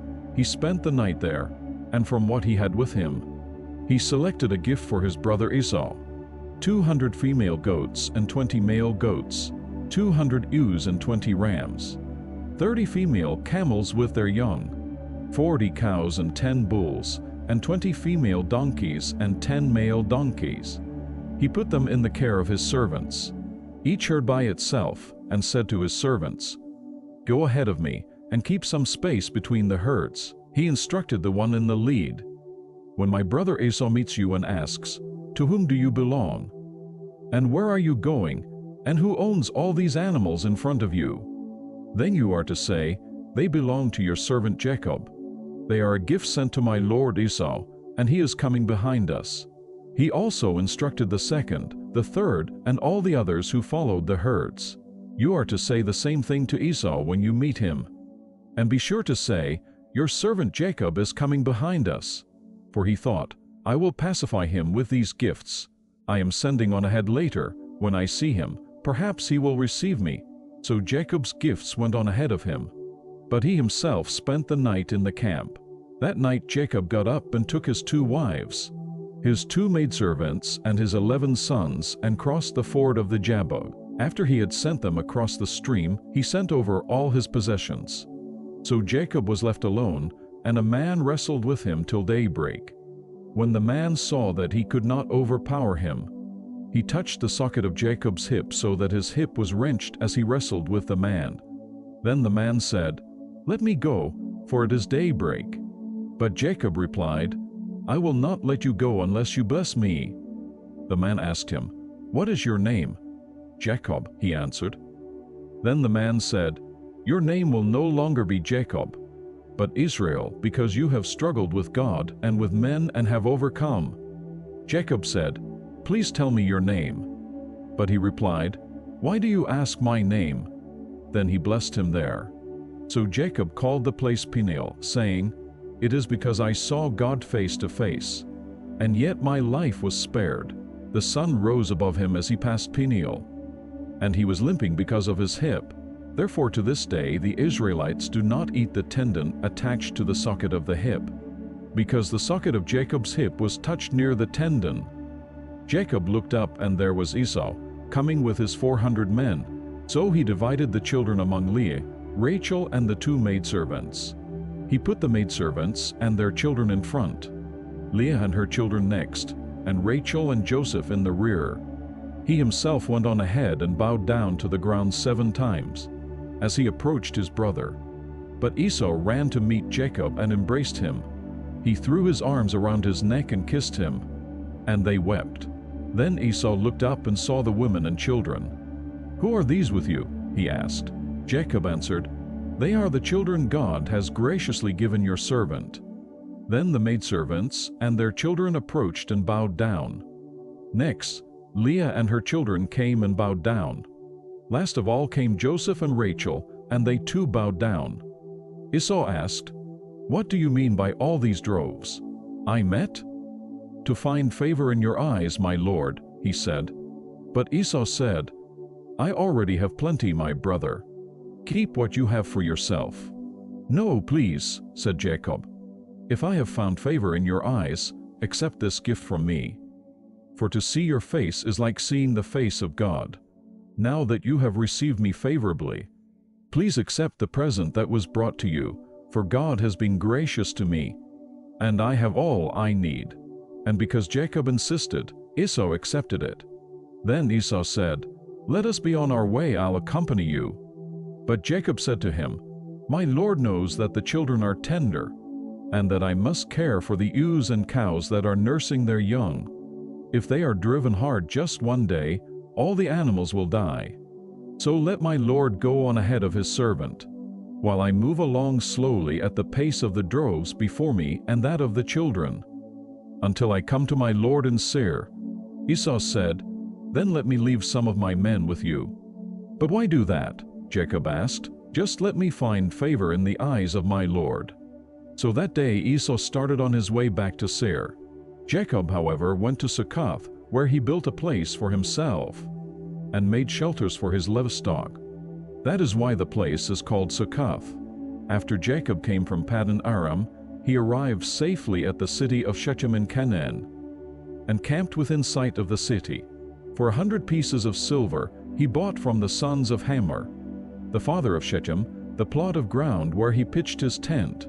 There he set up an altar and called it El Elo Israel. Now Dinah, the daughter Leah, had borne to Jacob. went out to visit the women of the land. When Shechem son of Hamor the Hivite, the ruler of that area, saw her, he took her and violated her. His heart was drawn to Dinah, daughter of Jacob, and he loved the girl and spoke tenderly to her. And Shechem said to his father Hamor, "Get me this girl as my wife." When Jacob heard that his daughter Dinah had been defiled, his sons were in the fields with his livestock, so he kept quiet about it until they came home. Then Shechem's father Hamor went out to talk with Jacob. Now Jacob's sons had come in from the fields. As soon as they heard what had happened, they were filled with grief and fury, because Shechem had done a disgraceful thing in Israel by lying with Jacob's daughter, a thing that should not be done. But Hamor said to them, "My son Shechem has his heart set on your daughter. Please give her to him as his wife. Intermarry with us, give us your daughters, and take our daughters for yourselves. You can settle among us, the land is open to you. Live in it, trade in it, and acquire property in it." Then Shechem said to Dinah's father and brothers, "Let me find favor in your eyes, and I will give you whatever you ask. Make the price for the bride and the gift I am to bring as great as you like, and I'll pay whatever you ask me. Only give me the girl as my wife," because their sister Dinah had been defiled. Jacob's sons replied deceitfully as they spoke to Shechem and his father Hamor. They said to them, "We can't do such a thing. We can't give our sister to a man who is not circumcised. That would be a disgrace to us. We will give our consent to you on one condition, only that you become like us by circumcising all your males. Then we will give you our daughters and take your daughters for ourselves. We'll settle among you and become one people with you. But if you will not agree to be circumcised, we'll take our sister and go." Their proposal seemed good to Hamor and his son Shechem. The young man, who was the most honored of all his father's household, lost no time in doing what they said, because he was delighted with Jacob's daughter. So Hamor and his son Shechem went to the gate of their city to speak to their fellow townsmen. "These men are friendly toward us," they said. "Let them live in our land and trade in it. The land has plenty of room for them. We can marry their daughters and they can marry ours, but the men will consent to live with us as one people, only on the condition that our males be circumcised, as they themselves are. Won't their livestock, their property, and all their other animals become ours? So let us give our consent to them, and they will settle among us." All the men who went out of the city gate agreed with Hamor and his son Shechem, and every male in the city was circumcised. 3 days later, while all of them were still in pain, 2 of Jacob's sons, Simeon and Levi, Dinah's brothers, took their swords and attacked the unsuspecting city, killing every male. They put Hamor and his son Shechem to the sword, and took Dinah from Shechem's house and left. The sons of Jacob came upon the dead bodies and looted the city, where their sister had been defiled. They seized their flocks and herds and donkeys and everything else of theirs in the city and out in the fields. They carried off all their wealth and all their women and children, taking as plunder everything in the houses. Then Jacob said to Simeon and Levi, "You have brought trouble on me by making me a stench to the Canaanites and Perizzites, the people living in this land. We are few in number, and if they join forces against me and attack me, I and my household will be destroyed." But they replied, "Should he have treated our sister like a prostitute?" Then God said to Jacob, "Go up to Bethel and settle there, and build an altar there to God, who appeared to you when you were fleeing from your brother Esau." So Jacob said to his household and to all who were with him, "Get rid of the foreign gods you have with you, and purify yourselves and change your clothes. Then come, let us go up to Bethel, where I will build an altar to God, who answered me in the day of my distress, and who has been with me wherever I have gone." So they gave Jacob all the foreign gods they had and the rings in their ears. And Jacob buried them under the oak at Shechem. Then they set out, and the terror of God fell upon the towns all around them, so that no one pursued them. Jacob and all the people with him came to Luz, that is, Bethel in the land of Canaan. There he built an altar, and he called the place El Bethel, because it was there that God revealed himself to him when he was fleeing from his brother. Now Deborah, Rebekah's nurse, died and was buried under the oak below Bethel. So it was named Alam-Bakuth, after Jacob returned from Paddan Aram. God appeared to him again and blessed him. God said to him, "Your name is Jacob, but you will no longer be called Jacob, your name will be Israel." So he named him Israel. And God said to him, "I am God Almighty, be fruitful and increase in number. A nation and a community of nations will come from you, and kings will come from your body. The land I gave to Abraham and Isaac, I also give to you, and I will give this land to your descendants after you." Then God went up from him at the place where he had talked with him. Jacob set up a stone pillar at the place where God had talked with him. And he poured out a drink offering on it. He also poured oil on it. Jacob called the place where God had talked with him Bethel. Then they moved on from Bethel. While they were still some distance from Ephrath, Rachel began to give birth and had great difficulty. And as she was having great difficulty in childbirth, the midwife said to her, "Don't be afraid, for you have another son." As she breathed her last, for she was dying, she named her son Benoni, but his father named him Benjamin. So Rachel died and was buried on the way to Ephrath, that is, Bethlehem. Over her tomb Jacob set up a pillar, and to this day that pillar marks Rachel's tomb. Israel moved on again and pitched his tent beyond Migdal Eder. While Israel was living in that region, Reuben went in and slept with his father's concubine Bilhah, and Israel heard of it. Jacob had 12 sons. The sons of Leah: Reuben, the firstborn of Jacob, Simeon, Levi, Judah, Issachar, and Zebulun. The sons of Rachel: Joseph and Benjamin. The sons of Rachel's maidservant Bilhah: Dan and Naphtali. The sons of Leah's maidservant Zilpah: Gad and Asher. These were the sons of Jacob, who were born to him in Paddan Aram. Jacob came home to his father Isaac in Mamre, near Kiriath Arba, that is, Hebron, where Abraham and Isaac had stayed. Isaac lived 180 years. Then he breathed his last and died, and was gathered to his people, old and full of years. And his sons Esau and Jacob buried him. This is the account of Esau, that is, Edom. Esau took his wives from the women of Canaan: Adah, daughter of Elon the Hittite, and Oholibamah, daughter of Anah, and granddaughter of Zibeon the Hivite. Also Basemath, daughter of Ishmael, and sister of Nebaioth. Adah bore Eliphaz to Esau.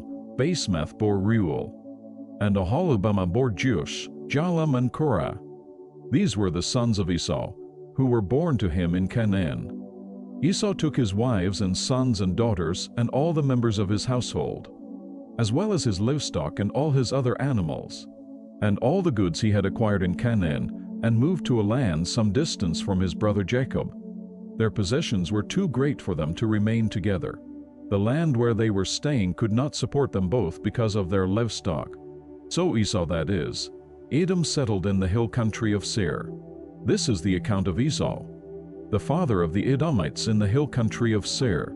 These are the names of Esau's sons: Eliphaz, the son of Esau's wife Adah, and Reuel, the son of Esau's wife Basemath.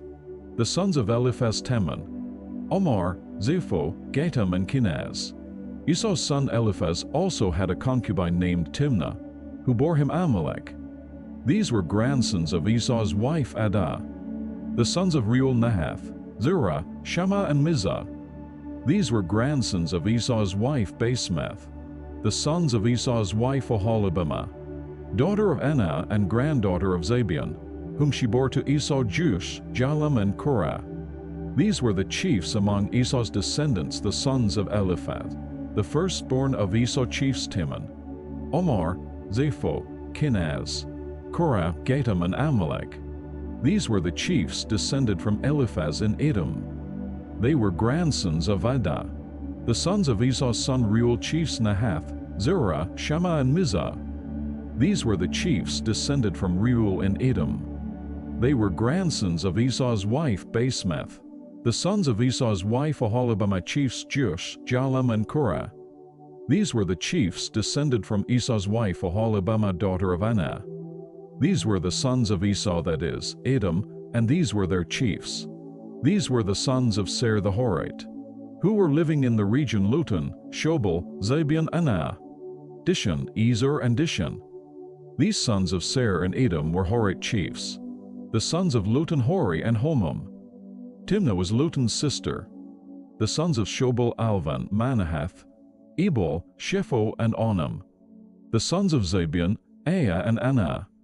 This is the Anah who discovered the hot springs in the desert, while he was grazing the donkeys of his father Zabion. The children of Anah, Dishon, and Oholibamah, daughter of Anah. The sons of Dishon, Hemdan, Eshban, Ithran, and Kuran. The sons of Ezer, Bulhan, Zavan, and Achan. The sons of Dishon, Uz, and Aran. These were the Horite chiefs Lutan, Shobal, Zabion, Anah, Dishon, Ezer, and Dishon. These were the Horite chiefs, according to their divisions, in the land of Seir. These were the kings who reigned in Edom before any Israelite king reigned. Bela son of Beor became king of Edom. His city was named Dinhabah. When Bela died, Jobab son of Zerah from Bozrah succeeded him as king. When Jobab died, Husham from the land of the Temanites succeeded him as king. When Husham died, Hadad son of Bedad, who defeated Midian in the country of Moab, succeeded him as king. His city was named Avith. When Hadad died, Samlah from Mesrikah succeeded him as king. When Samlah died, Shaul from Rehoboth on the river succeeded him as king. When Shaul died, Balhanan son of Abur succeeded him as king. When Balhanan son of Abur died, Hadad succeeded him as king.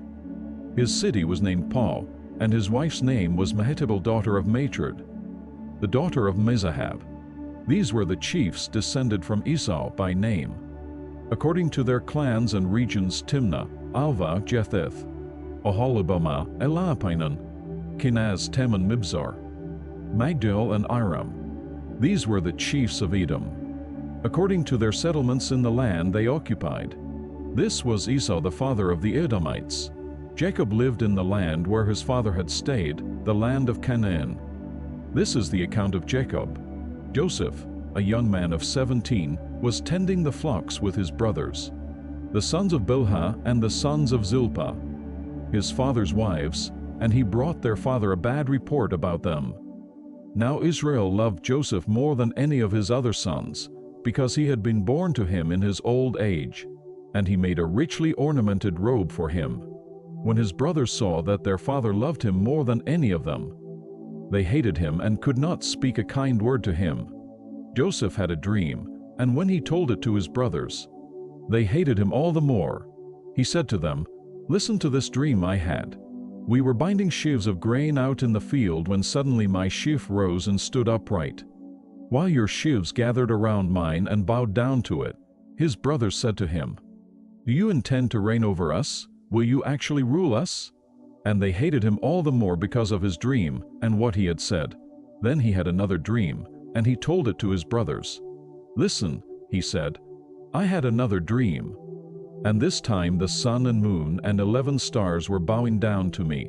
When he told his father as well as his brothers, his father rebuked him and said, "What is this dream you had? Will your mother and I and your brothers actually come and bow down to the ground before you?"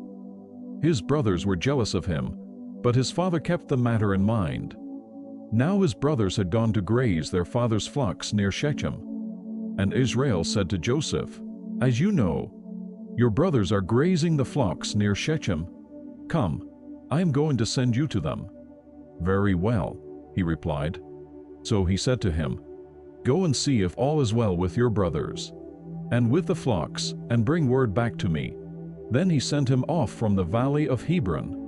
When Joseph arrived at Shechem, a man found him wandering around in the fields and asked him, "What are you looking for?" He replied, "I'm looking for my brothers. Can you tell me where they are grazing their flocks?" "They have moved on from here," the man answered. "I heard them say, 'Let's go to Dothan.'" So Joseph went after his brothers and found them near Dothan. But they saw him in the distance, and before he reached them, they plotted to kill him. "Here comes that dreamer," they said to each other. "Come now, let's kill him and throw him into one of these cisterns, and say that a ferocious animal devoured him. Then we'll see what comes of his dreams." When Reuben heard this, he tried to rescue him from their hands. "Let's not take his life," he said. "Don't shed any blood. Throw him into this cistern here in the desert, but don't lay a hand on him." Reuben said this to rescue him from them and take him back to his father. So when Joseph came to his brothers, they stripped him of his robe, the richly ornamented robe he was wearing. And they took him and threw him into the cistern. Now the cistern was empty, there was no water in it. As they sat down to eat their meal, they looked up and saw a caravan of Ishmaelites coming from Gilead. Their camels were loaded with spices, balm and myrrh, and they were on their way to take them down to Egypt. Judah said to his brothers, "What will we gain if we kill our brother and cover up his blood? Come, let's sell him to the Ishmaelites and not lay our hands on him after all. He is our brother, our own flesh and blood." His brothers agreed. So when the Midianite merchants came by, his brothers pulled Joseph up out of the cistern and sold him for 20 shekels of silver to the Ishmaelites, who took him to Egypt. When Reuben returned to the cistern and saw that Joseph was not there, he tore his clothes. He went back to his brothers and said, "The boy isn't there. Where can I turn now?" Then they got Joseph's robe, slaughtered a goat, and dipped the robe in the blood. They took the ornamented robe back to their father and said, "We found this. Examine it to see whether it is your son's robe." He recognized it and said, "It is my son's robe. Some ferocious animal has devoured him. Joseph has surely been torn to pieces." Then Jacob tore his clothes, put on sackcloth, and mourned for his son many days. All his sons and daughters came to comfort him, but he refused to be comforted. "No," he said, "in mourning will I go down to the grave to my son." So his father wept for him. Meanwhile, the Midianites sold Joseph in Egypt to Potiphar, one of Pharaoh's officials, the captain of the guard. At that time, Judah left his brothers and went down to stay with a man of Adullam named Hira. There Judah met the daughter of a Canaanite man named Shua. He married her and lay with her. She became pregnant and gave birth to a son, who was named She conceived again and gave birth to a son and named him Onan. She gave birth to still another son and named him Shelah. It was at Kezib that she gave birth to him. Judah got a wife for his firstborn, and her name was Tamar. But Judah's firstborn, was wicked in the Lord's sight. So the Lord put him to death. Then Judah said to Onan, "Lie with your brother's wife and fulfill your duty to her, as a brother-in-law, to produce offspring for your brother." But Onan knew that the offspring would not be his, so whenever he lay with his brother's wife, he spilled his semen on the ground to keep from producing offspring for his brother. What he did was wicked in the Lord's sight, so he put him to death also. Judah then said to his daughter-in-law Tamar, "Live as a widow in your father's house until my son Shelah grows up," for he thought, "He may die too, just like his brothers." So Tamar went to live in her father's house. After a long time, Judah's wife, the daughter of Shua, died. When Judah had recovered from his grief, he went up to Timnah to the men who were shearing his sheep, and his friend Hira the Adullamite went with him. When Tamar was told, "Your father-in-law is on his way to Timnah to shear his sheep," she took off her widow's clothes, covered herself with a veil to disguise herself, and then sat down at the entrance to Enaim, which is on the road to Timnah. For she saw that, though Shelah had now grown up, she had not been given to him as his wife. When Judah saw her, he thought she was a prostitute, for she had covered her face. Not realizing that she was his daughter-in-law, he went over to her by the roadside and said, "Come now, let me sleep with you." "And what will you give me to sleep with you?" she asked. "I'll send you a young goat from my flock," he said. "Will you give me something as a pledge until you send it?" she asked. He said, "What pledge should I give you?" "Your seal and its cord." "And the staff in your hand," she answered. So he gave them to her and slept with her, and she became pregnant by him. After she left, she took off her veil and put on her widow's clothes again.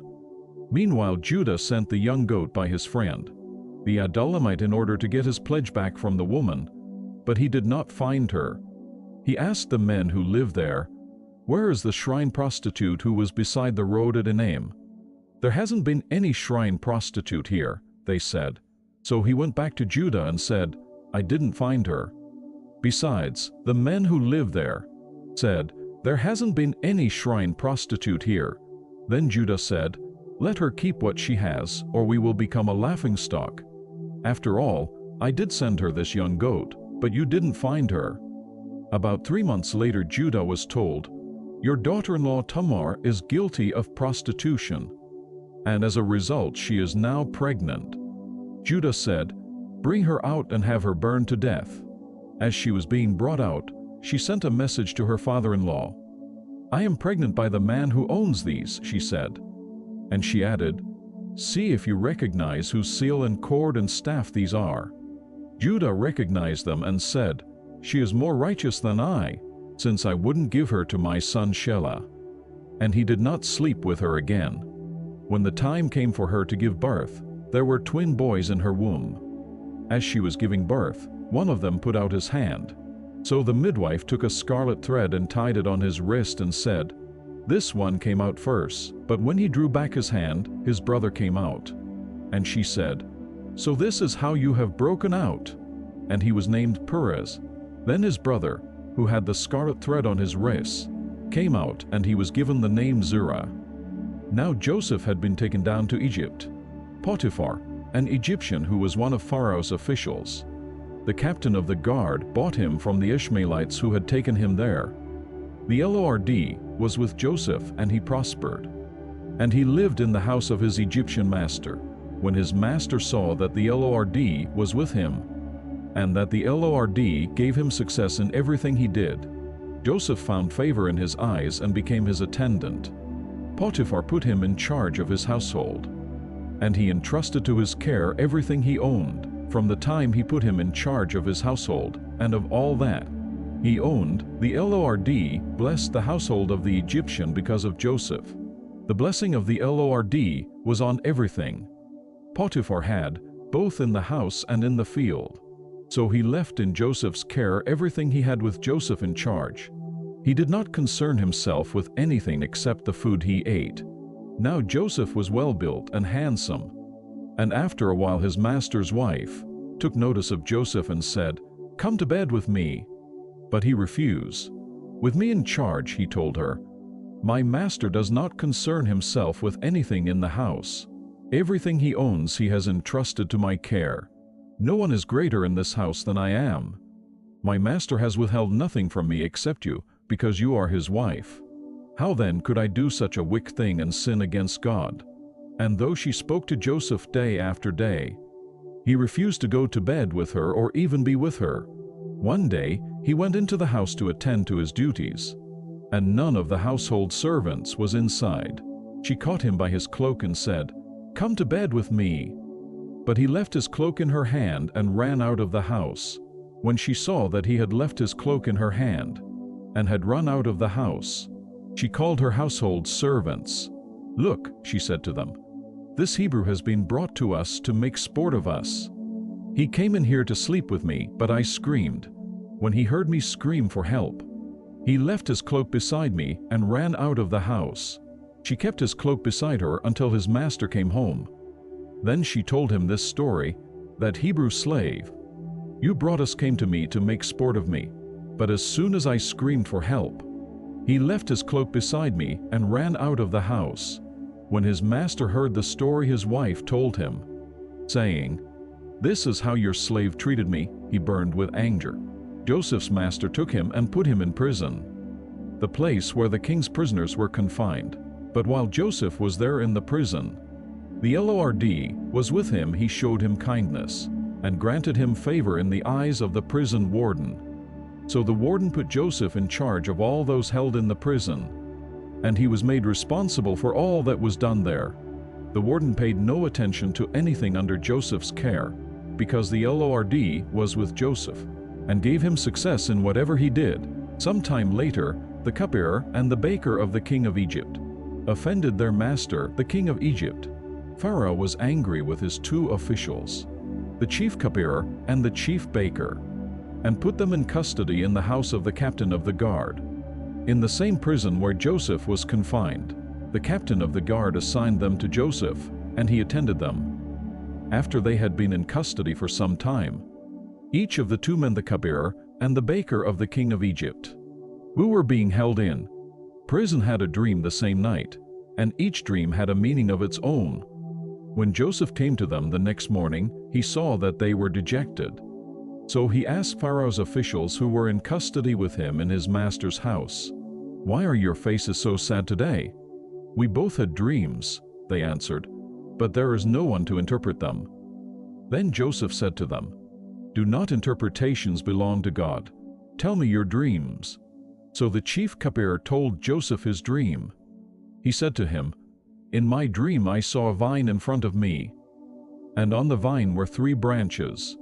As soon as it budded, it blossomed, and its clusters ripened into grapes. Pharaoh's cup was in my hand, and I took the grapes, squeezed them into Pharaoh's cup, and put the cup in his hand. This is what it means," Joseph said to him. "The 3 branches are 3 days. Within 3 days Pharaoh will lift up your head and restore you to your position, and you will put Pharaoh's cup in his hand, just as you used to do when you were his cupbearer. But when all goes well with you, remember me and show me kindness, mention me to Pharaoh, and get me out of this prison. For I was forcibly carried off from the land of the Hebrews, and even here I have done nothing to deserve being put in a dungeon." When the chief baker saw that Joseph had given a favorable interpretation, he said to Joseph, "I too had a dream. On my head were 3 baskets of bread. In the top basket were all kinds of baked goods for Pharaoh, but the birds were eating them out of the basket on my head." "This is what it means," Joseph said. "The 3 baskets are 3 days. Within 3 days Pharaoh will lift off your head and hang you on a tree, and the birds will eat away your flesh." Now the 3rd day was Pharaoh's birthday, and he gave a feast for all his officials. He lifted up the heads of the chief cupbearer and the chief baker in the presence of his officials. He restored the chief cupbearer to his position, so that he once again put the cup into Pharaoh's hand. But he hanged the chief baker, just as Joseph had said to them in his interpretation. The chief cupbearer, however, did not remember Joseph, he forgot him. When 2 full years had passed, Pharaoh had a dream. He was standing by the Nile, when out of the river there came up 7 cows, sleek and fat, and they grazed among the reeds. After them 7 other cows, ugly and gaunt, came up out of the Nile and stood beside those on the river bank. And the cows that were ugly and gaunt ate up the 7 sleek, fat cows. Then Pharaoh woke up. He fell asleep again and had a second dream. 7 heads of grain, healthy and good, were growing on a single stalk. After them 7 other heads of grain, brought thin and scorched by the east wind. The thin heads of grain swallowed up the 7 healthy, full heads. Then Pharaoh woke up. It had been a dream. In the morning his mind was troubled. So he sent for all the magicians and wise men of Egypt. Pharaoh told them his dreams, but no one could interpret them for him. Then the chief cupbearer said to Pharaoh, "Today I am reminded of my shortcomings. Pharaoh was once angry with his servants, and he imprisoned me and the chief baker in the house of the captain of the guard. Each of us had a dream the same night, and each dream had a meaning of its own. Now a young Hebrew was there with us, a servant of the captain of the guard. We told him our dreams, and he interpreted them for us, giving each man the interpretation of his dream. And things turned out exactly as he interpreted them to us. I was restored to my position, and the other man was hanged." So Pharaoh sent for Joseph, and he was quickly brought from the dungeon. When he had shaved and changed his clothes, he came before Pharaoh. Pharaoh said to Joseph, "I had a dream, and no one can interpret it. But I have heard it said of you that when you hear a dream you can interpret it." "I cannot do it," Joseph replied to Pharaoh. "But God will give Pharaoh the answer he desires." Then Pharaoh said to Joseph, "In my dream, I was standing on the bank of the Nile, when out of the river there came up 7 cows, fat and sleek, and they grazed among the reeds. After them 7 other cows came up scrawny and very ugly and lean.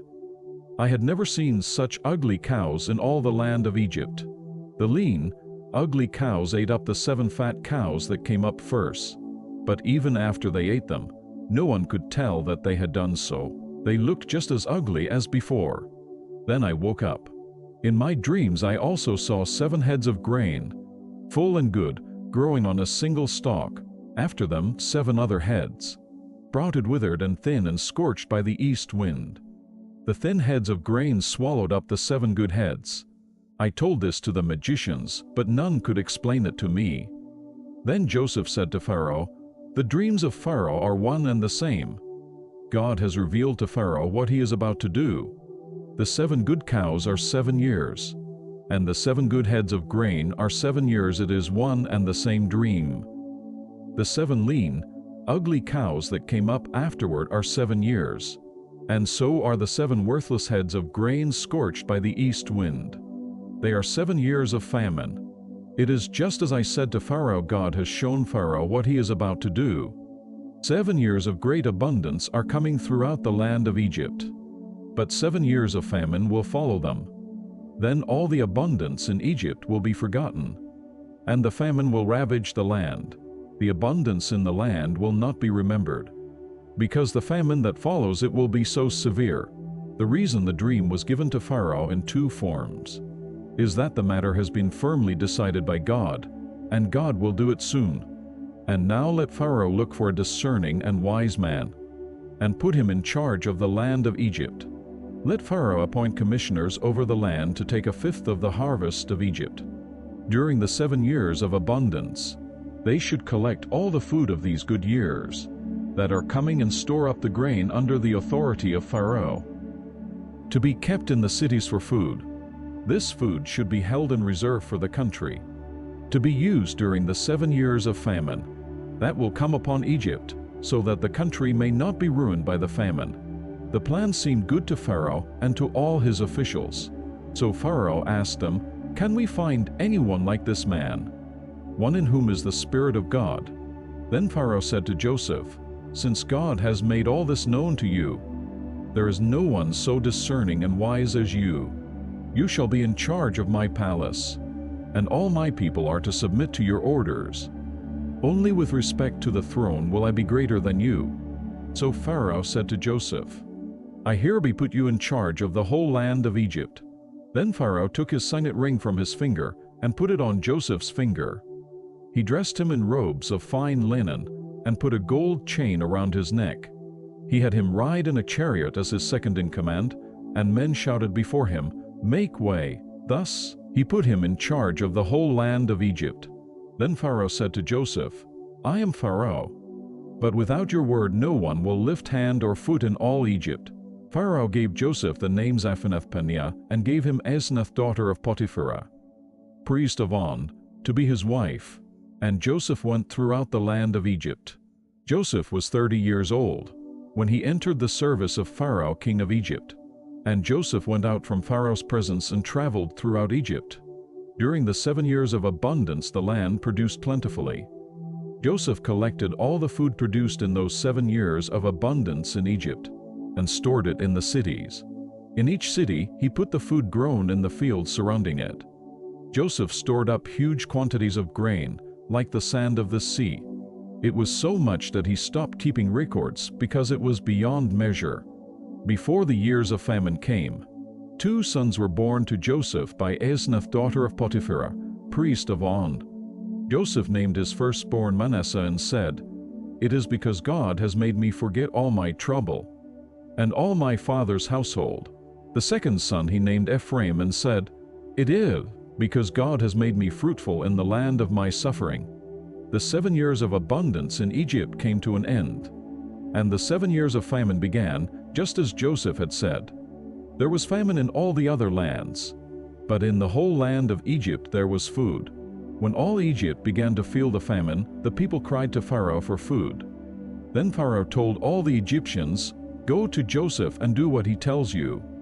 When the famine had spread over the whole country, Joseph opened the storehouses and sold grain to the Egyptians, for the famine was severe throughout Egypt, and all the countries came to Egypt to buy grain from Joseph, because the famine was severe in all the world. When Jacob learned that there was grain in Egypt, he said to his sons, "Why do you just keep looking at each other?" He continued, "I have heard that there is grain in Egypt. Go down there and buy some for us, so that we may live and not die."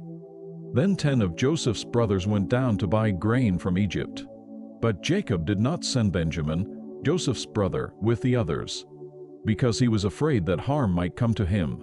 So Israel's sons were among those who went to buy grain, for the famine was in the land of Canaan also. Now Joseph was the governor of the land, the one who sold grain to all its people. So when Joseph's brothers arrived, they bowed down to him with their faces to the ground. As soon as Joseph saw his brothers, he recognized them. But he pretended to be a stranger and spoke harshly to them. "Where do you come from?" he asked. "From the land of Canaan," they replied, "to buy food." Although Joseph recognized his brothers, they did not recognize him. Then he remembered his dreams about them and said to them, "You are spies. You have come to see where our land is unprotected." "No, my lord," they answered. "Your servants have come to buy food. We are all the sons of one man. Your servants are honest men, not spies." "No," he said to them, "you have come to see where our land is unprotected." But they replied, "Your servants were 12 brothers, the sons of one man, who lives in the land of Canaan. The youngest is now with our father, and one is no more." Joseph said to them, "It is just as I told you, you are spies. And this is how you will be tested, as surely as Pharaoh lives.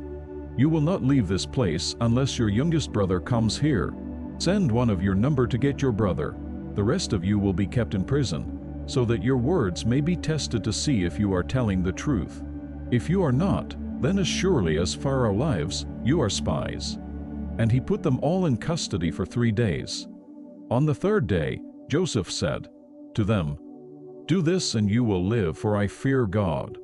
If you are honest men, let one of your brothers stay here in prison, while the rest of you go and take grain back for your starving households.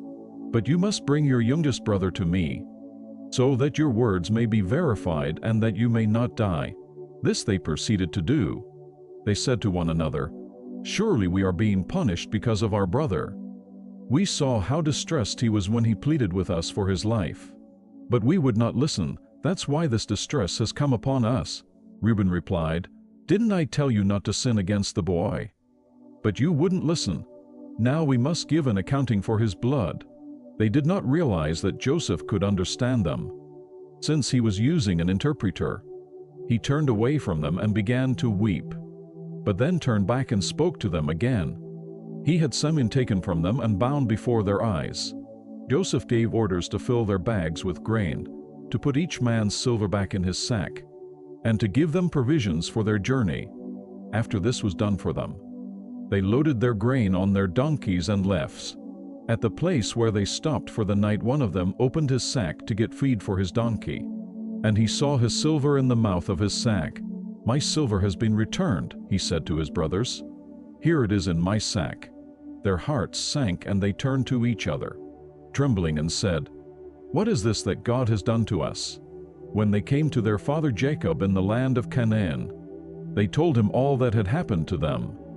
They said, "The man who is lord over the land spoke harshly to us and treated us as though we were spying on the land.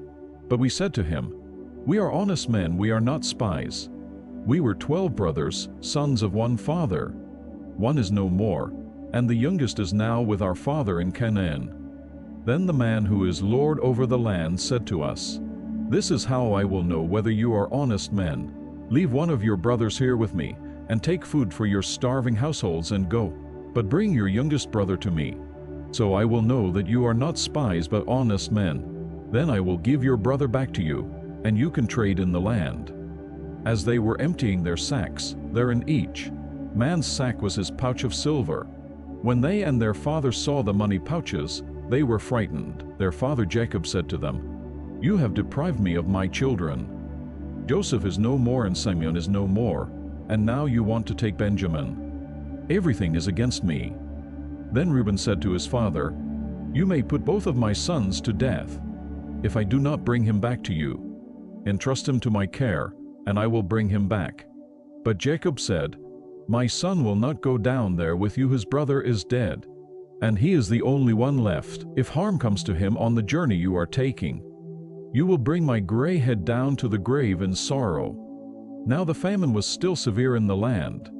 So when they had eaten all the grain they had brought from Egypt, their father said to them, "Go back and buy us a little more food."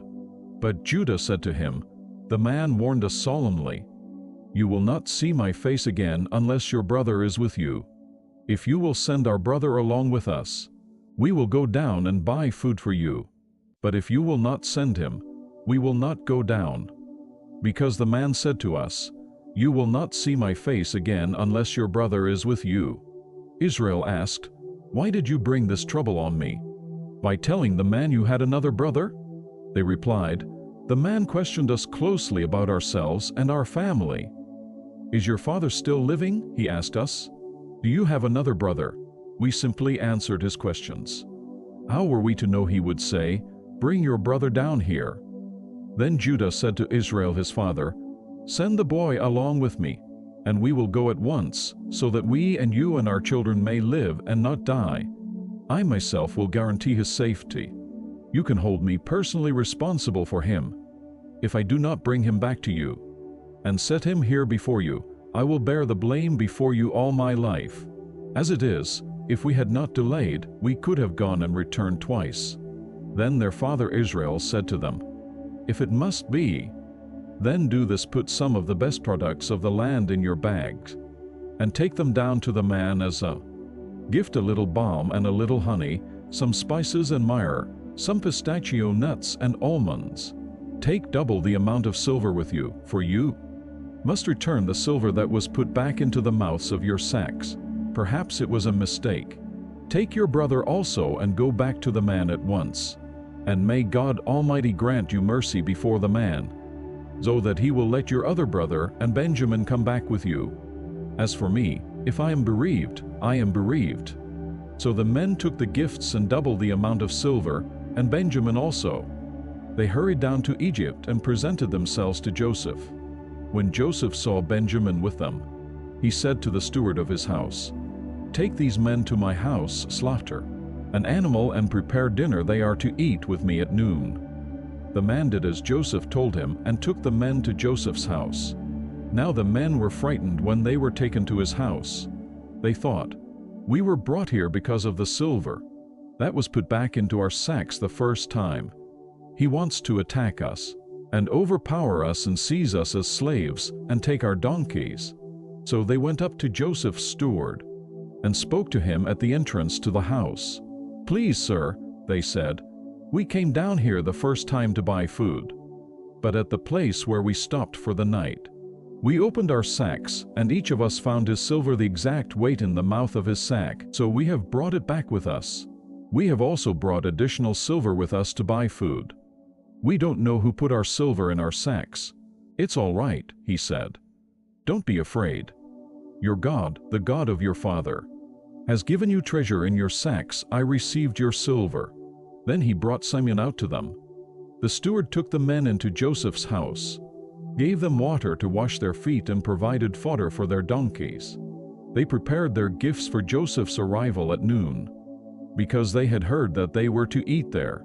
When Joseph came home, they presented to him the gifts they had brought into the house, and they bowed down before him to the ground. He asked them how they were, and then he said, "How is your aged father you told me about? Is he still living?" They replied, "Your servant our father is still alive and well." And they bowed low to pay him honor. As he looked about and saw his brother Benjamin, his own mother's son, he asked, "Is this your youngest brother, the one you told me about?"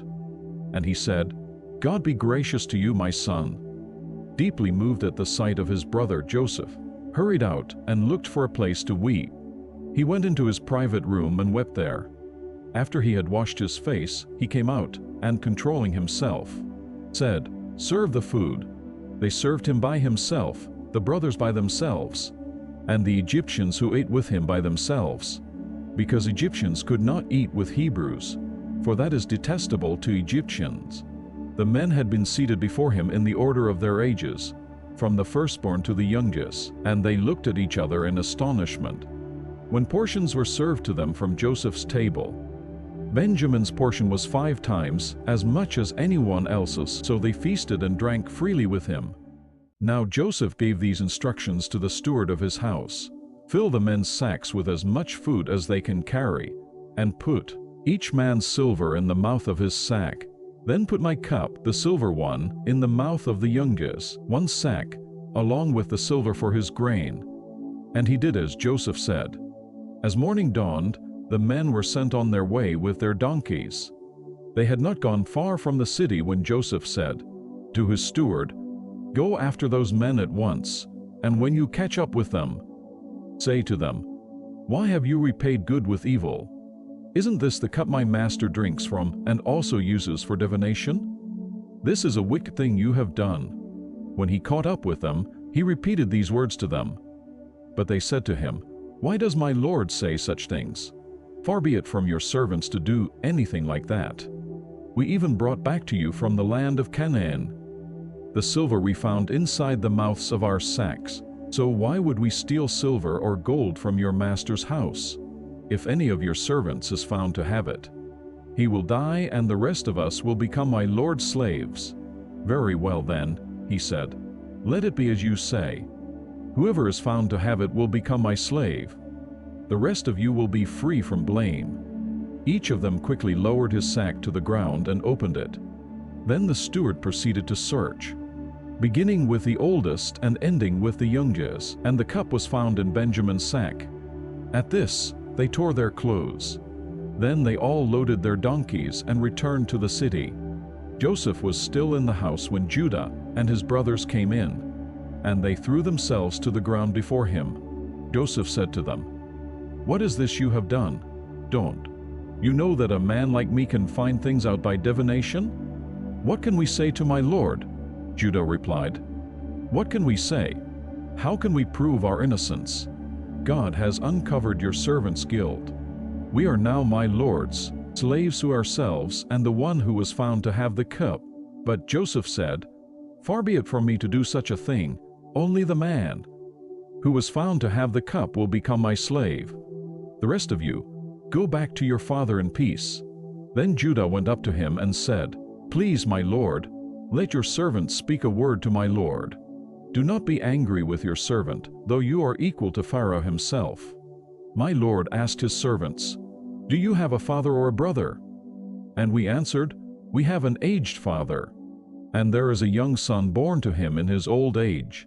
His brother is dead, and he is the only one of his mother's sons left, and his father loves him."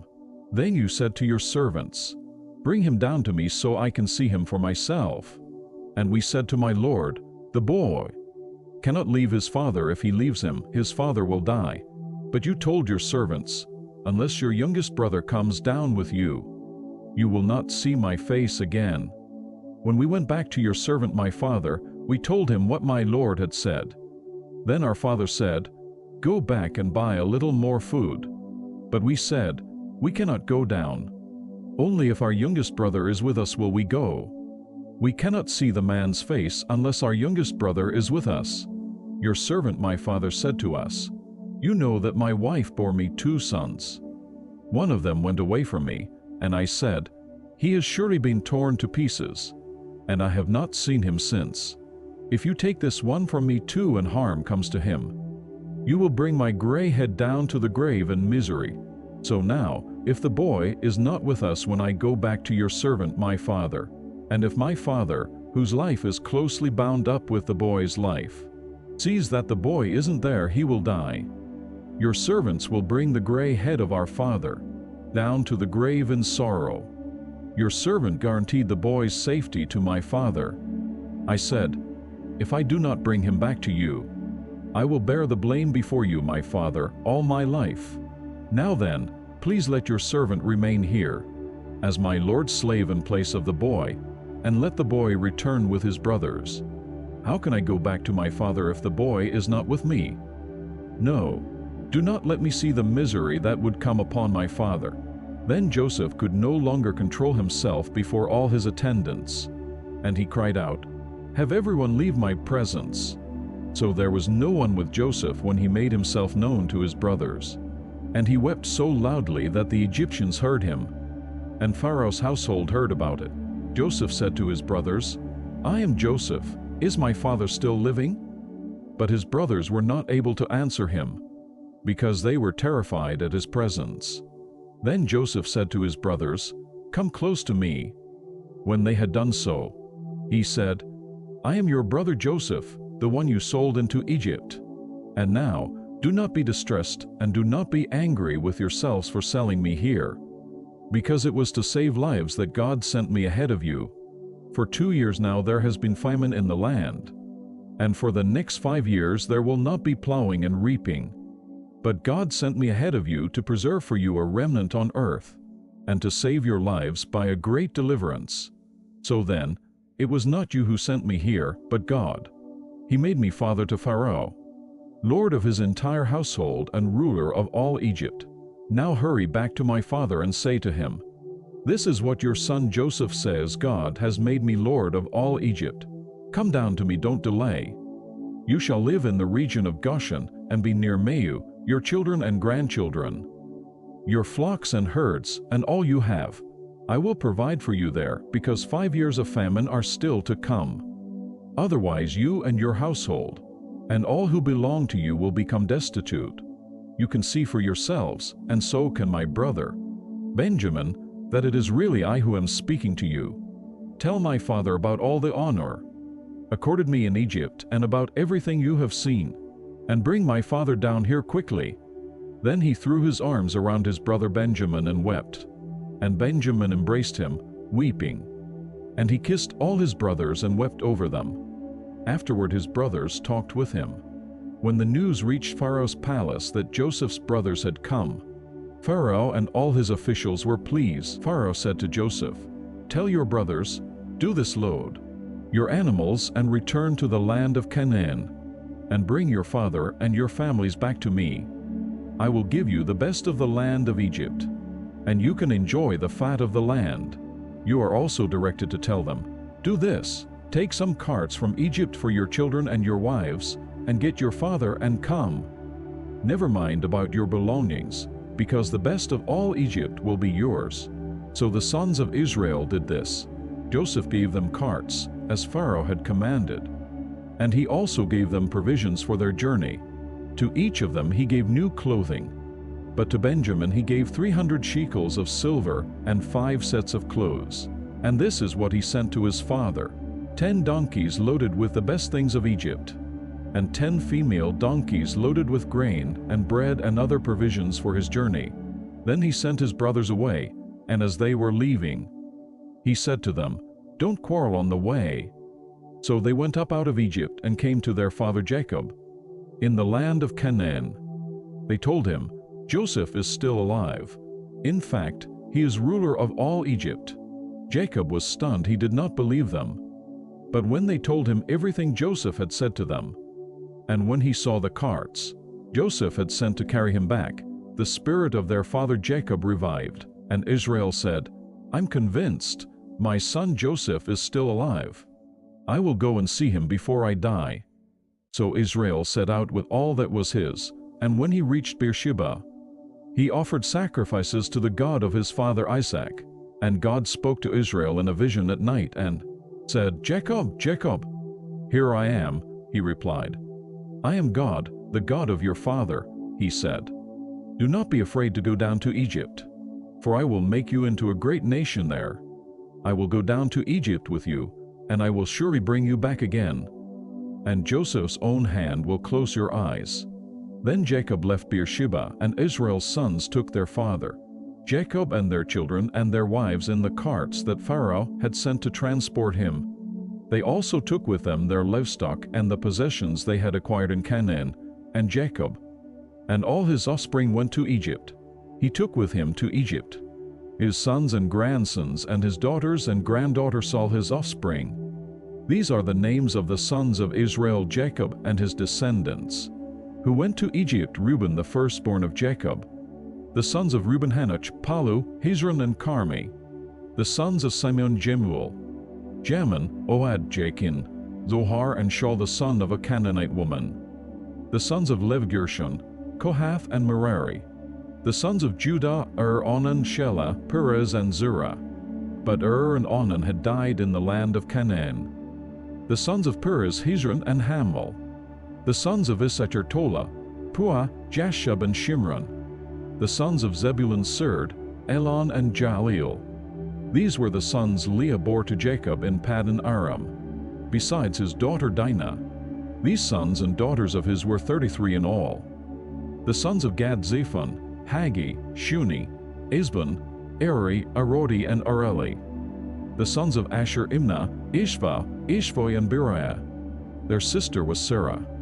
The sons of Beriah, Heber and Malchiel. These were the children born to Jacob by Zilpah, whom Laban had given to his daughter Leah, 16 in all. The sons of Jacob's wife Rachel, Joseph and Benjamin. In Egypt, Manasseh and Ephraim were born to Joseph by Asenath, daughter of Potipharah, priest of On. The sons of Benjamin, Bela, Becher, Ashbel, Jerah, Naaman, Ehai, Rosh, Muppim, Huppim and Ard. These were the sons of Rachel who were born to Jacob, 14 in all. The son of Dan, Hushim. The sons of Naphtali, Jazel, Guni, Jezer and Shillem. These were the sons born to Jacob by Bilhah, whom Laban had given to his daughter Rachel, 7 in all.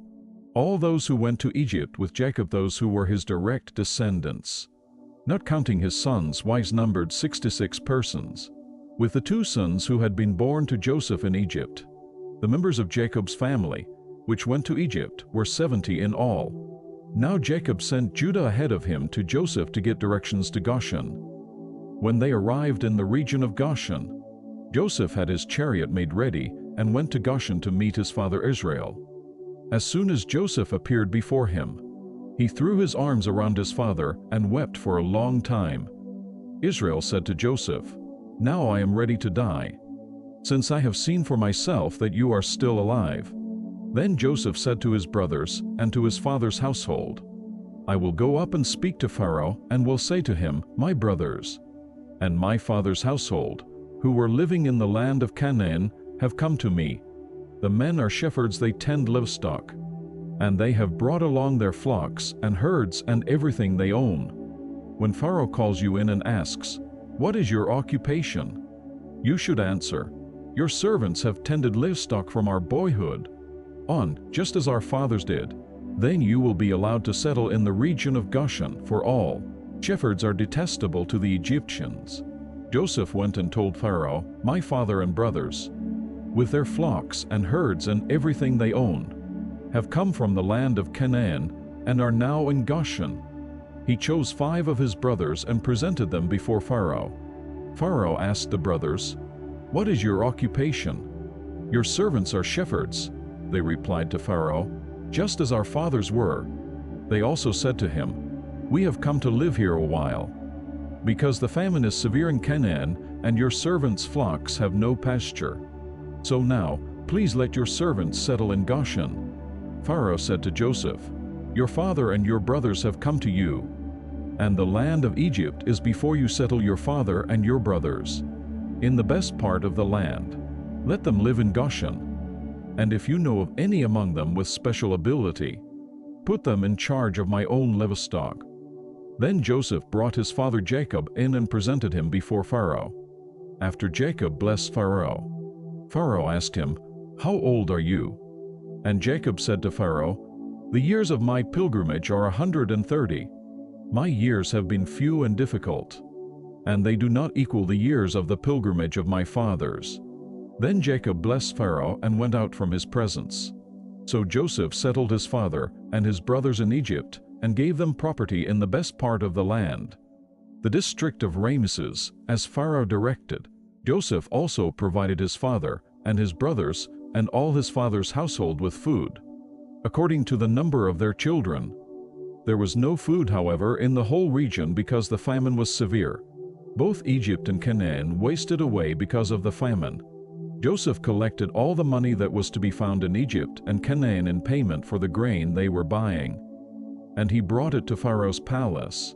When the money of the people of Egypt and Canaan was gone, all Egypt came to Joseph and said, "Give us food. Why should we die before your eyes? Our money is used up." "Then bring your livestock," said Joseph. "I will sell you food in exchange for your livestock, since your money is gone." So they brought their livestock to Joseph, and he gave them food in exchange for their horses, their sheep and goats, their cattle and donkeys. And he brought them through that year, with food in exchange for all their livestock. When that year was over, they came to him the following year and said, "We cannot hide from our lord the fact that since our money is gone and our livestock belongs to you, there is nothing left for our lord except our bodies and our land. Why should we perish before your eyes, and our land as well? Buy us and our land in exchange for food, and we with our land will be in bondage to Pharaoh. Give us seed so that we may live and not die, and that the land may not become desolate." So Joseph bought all the land in Egypt for Pharaoh. The Egyptians, one and all, sold their fields, because the famine was too severe for them. The land became Pharaoh's, and Joseph reduced the people to servitude, from one end of Egypt to the other. However, he did not buy the land of the priests, because they received a regular allotment from Pharaoh, and had food enough from the allotment Pharaoh gave them. That is why they did not sell their land. Joseph said to the people, "Now that I have bought you and your land today, for Pharaoh, here is seed for you so you can plant the ground. But when the crop comes in, give a fifth of it to Pharaoh. The other 4/5 you may keep as seed for the fields, and as food for yourselves and your households and your children. You have saved our lives," they said. "May we find favor in the eyes of our Lord, we will be in bondage to Pharaoh." So Joseph established it as a law concerning land in Egypt, still in force today, that a fifth of the produce belongs to Pharaoh. It was only the land of the priests that did not become Pharaoh's. Now the Israelites settled in Egypt in the region of Goshen. They acquired property there and were fruitful and increased greatly in number. Jacob lived in Egypt 17 years, and the years of his life were 147. When the time drew near for Israel to die, he called for his son Joseph and said to him, "If I have found favor in your eyes, put your hand under my thigh and promise that you will show me kindness and faithfulness. Do not bury me in Egypt, but when I rest with my fathers, carry me out of Egypt and bury me where they are buried." "I will do as you say," he said. "Swear to me," he said. Then Joseph swore to him, and Israel worshipped as he leaned on the top of his staff. Some time later Joseph was told, "Your father is ill." So he took his 2 sons Manasseh and Ephraim along with him. When Jacob was told, "Your son Joseph has come to you," Israel rallied his strength and sat up on the bed. Jacob said to Joseph, "God Almighty appeared to me at Luz in the land of Canaan, and there he blessed me, and said to me, 'I am going to make you fruitful, and will increase your numbers. I will make you a community of peoples, and I will give this land as an everlasting possession to your descendants after you.' Now then, your 2 sons born to you in Egypt, before I came to you here, will be reckoned as mine. Ephraim and Manasseh will be mine, just as Reuben and Simeon are mine. Any children born to you after them will be yours in the territory they inherit. They will be reckoned under the names of their brothers. As I was returning from Paddan, to my sorrow, Rachel died in the land of Canaan while we were still on the way, a little distance from Ephrath. So I buried her there beside the road to Ephrath, that is, Bethlehem." When Israel saw the sons of Joseph, he asked, "Who are these?" "They are the sons God has given me here," Joseph said to his father. Then Israel said, "Bring them to me so I may bless them." Now Israel's eyes were failing because of old age, and he could hardly see. So Joseph brought his sons close to him, and his father kissed them and embraced them. Israel said to Joseph, "I never expected to see your face again, and now God has allowed me to see your children too." Then Joseph removed them from Israel's knees and bowed down with his face to the ground. And Joseph took both of them, Ephraim on his right toward Israel's left hand and Manasseh on his left toward Israel's right hand, and brought them close to him. But Israel reached out his right hand and put it on Ephraim's head. Though he was the younger, and crossing his arms, he put his left hand on Manasseh's head, even though Manasseh was the firstborn. Then he blessed Joseph and said, "May the God before whom my fathers Abraham and Isaac walked, the God who has been my shepherd all my life to this day, the angel who has delivered me from all harm, may he bless these boys. May they be called by my name and the names of my fathers, Abraham and Isaac, and may they increase greatly upon the earth." When Joseph saw his father placing his right hand on Ephraim's head, he was displeased. So he took hold of his father's hand to move it from Ephraim's head to Manasseh's head. Joseph said to him, "No, my father. This one is the firstborn, put your right hand on his head." But his father refused and said, "I know, my son, I know. He too will become a people, and he too will become great. Nevertheless, his younger brother will be greater than he, and his descendants will become a group of nations." He blessed them that day and said, "In your name will Israel pronounce this blessing, may God make you like Ephraim and Manasseh." So he put Ephraim ahead of Manasseh. Then Israel said to Joseph, "I am about to die, but God will be with you and take you back to the land of your fathers, and to you, as one who is over your brothers. I give the ridge of land I took from the Amorites with my sword and my bow." Then Jacob called for his sons and said, "Gather around, so I can tell you what will happen to you in days to come. Assemble and listen, sons of Jacob, listen to your father Israel. Reuben, you are my firstborn, my might, the first sign of my strength. Excelling in honor, excelling in power, turbulent as the waters, you will no longer excel, for you went up onto your father's bed, onto my couch, and defiled it. Simeon and Levi are brothers, their swords are weapons of violence. Let me not enter their council, let me not join their assembly. For they have killed men in their anger, and hamstrung oxen as they please. Cursed be their anger, so fierce, and their fury so cruel. I will scatter them in Jacob and disperse them in Israel. Judah, your brothers will praise you, your hand will be on the neck of your enemies. Your father's sons will bow down to you. You are a lion's cub, O Judah, you return from the prey, my son. Like a lion he crouches and lies down, like a lioness who dares to rouse him. The scepter will not depart from Judah, nor the ruler's staff from between his feet, until he comes to whom it belongs. And the obedience of the nations is his. He will tether his donkey to a vine, his colt to the choicest branch. He will wash his garments in wine, his robes in the blood of grapes. His eyes will be darker than wine, his teeth whiter than milk. Zebulun will live by the seashore and become a haven for ships. His border will extend toward Sidon. Issachar is a roan donkey lying down between two saddlebags. When he sees how good is his resting place, and how pleasant is his land, he will bend his shoulder to the burden and submit to forced labor. Dan will provide justice for his people as one of the tribes of Israel. Dan will be a serpent by the roadside, a viper along the path that bites the horse's heels so that its rider tumbles backward. I look for your deliverance, O Lord. Gad will be attacked by a band of raiders, but he will attack them at their heels. Asher's food will be rich, he will provide delicacies fit for a king. Naphtali is a doe set free that bears beautiful fawns. Joseph is a fruitful vine near a spring, whose branches climb over a wall. With bitterness archers attacked him, they shot at him with hostility. But his bow remained steady, his strong arms stayed limber, because of the hand of the mighty one of Jacob, because of the shepherd, the rock of Israel.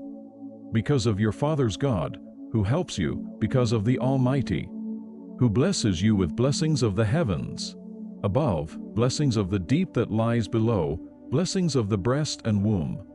Your father's blessings are greater than the blessings of the ancient mountains, than the bounty of the age-old hills. Let all these rest on the head of Joseph, on the brow of the prince among his brothers. Benjamin is a ravenous wolf in the morning. He devours the prey, in the evening he divides the plunder. All these are the 12 tribes of Israel, and this is what their father said to them when he blessed them, giving each the blessing appropriate to him. Then he gave them these instructions: I am about to be gathered to my people. Bury me with my fathers in the cave in the field of Ephron the Hittite, the cave in the field of Machpelah, near Mamre in Canaan, which Abraham bought as a burial place from Ephron the Hittite, along with the field. There Abraham and his wife Sarah were buried there. Isaac and his wife Rebekah were buried, and there I buried Leah. The field and the cave in it were bought from the Hittites. When Jacob had finished giving instructions to his sons, he drew his feet up into the bed, breathed his last, and was gathered to his people. Joseph threw himself upon his father and wept over him and kissed him. Then Joseph directed the physicians in his service to embalm his father Israel. So the physicians embalmed him, taking a full 40 days, for that was the time required for embalming. And the Egyptians mourned for him 70 days. When the days of mourning had passed, Joseph said to Pharaoh's court, "If I have found favor in your eyes, speak to Pharaoh for me. Tell him, my father made me swear an oath and said, I am about to die. Bury me in the tomb I dug for myself in the land of Canaan. Now let me go up and bury my father, then I will return." Pharaoh said, "Go up and bury your father, as he made you swear to do." So Joseph went up to bury his father. All Pharaoh's officials accompanied him, the dignitaries of his court, and all the dignitaries of Egypt, besides all the members of Joseph's household and his brothers, and those belonging to his father's household. Only their children and their flocks and herds were left in Goshen. Chariots and horsemen also went up with him. It was a very large company. When they reached the threshing floor of Atad, near the Jordan, they lamented loudly and bitterly, and there Joseph observed a 7-day period of mourning for his father. When the Canaanites who lived there saw the mourning at the threshing floor of Atad, they said, "The Egyptians are holding a solemn ceremony of mourning." That is why that place near the Jordan is called Abel Mizraim. So Jacob's sons did as he had commanded them. They carried him to the land of Canaan, and buried him in the cave in the field of Machpelah near Mamre, which Abraham had bought as a burial place from Ephron the Hittite, along with the field. After burying his father, Joseph returned to Egypt, together with his brothers and all the others who had gone with him to bury his father. When Joseph's brothers saw that their father was dead, they said, "What if Joseph holds a grudge against us and pays us back for all the wrongs we did to him?" So they sent word to Joseph, saying, "Your father left these instructions before he died. This is what you are to say to Joseph: I ask you to forgive your brothers the sins and the wrongs they committed in treating you so badly. Now please forgive the sins of the servants of the God of your father." When their message came to him, Joseph wept. His brothers then came and threw themselves down before him. "We are your slaves," they said. But Joseph said to them, "Don't be afraid. Am I in the place of God? You intended to harm me, but God intended it for good, to accomplish what is now being done, the saving of many lives. So then, don't be afraid. I will provide for you and your children." And he reassured them and spoke kindly to them. Joseph stayed in Egypt, along with all his father's family. He lived 110 years, and saw the third generation of Ephraim's children. Also the children of Machir, son of Manasseh, were placed at birth on Joseph's knees.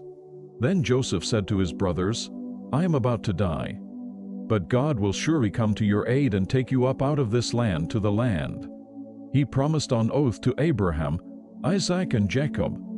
And Joseph made the sons of Israel swear an oath and said, "God will surely come to your aid, and then you must carry my bones up from this place." So Joseph died at the age of 110, and after they embalmed him, he was placed in a coffin in Egypt.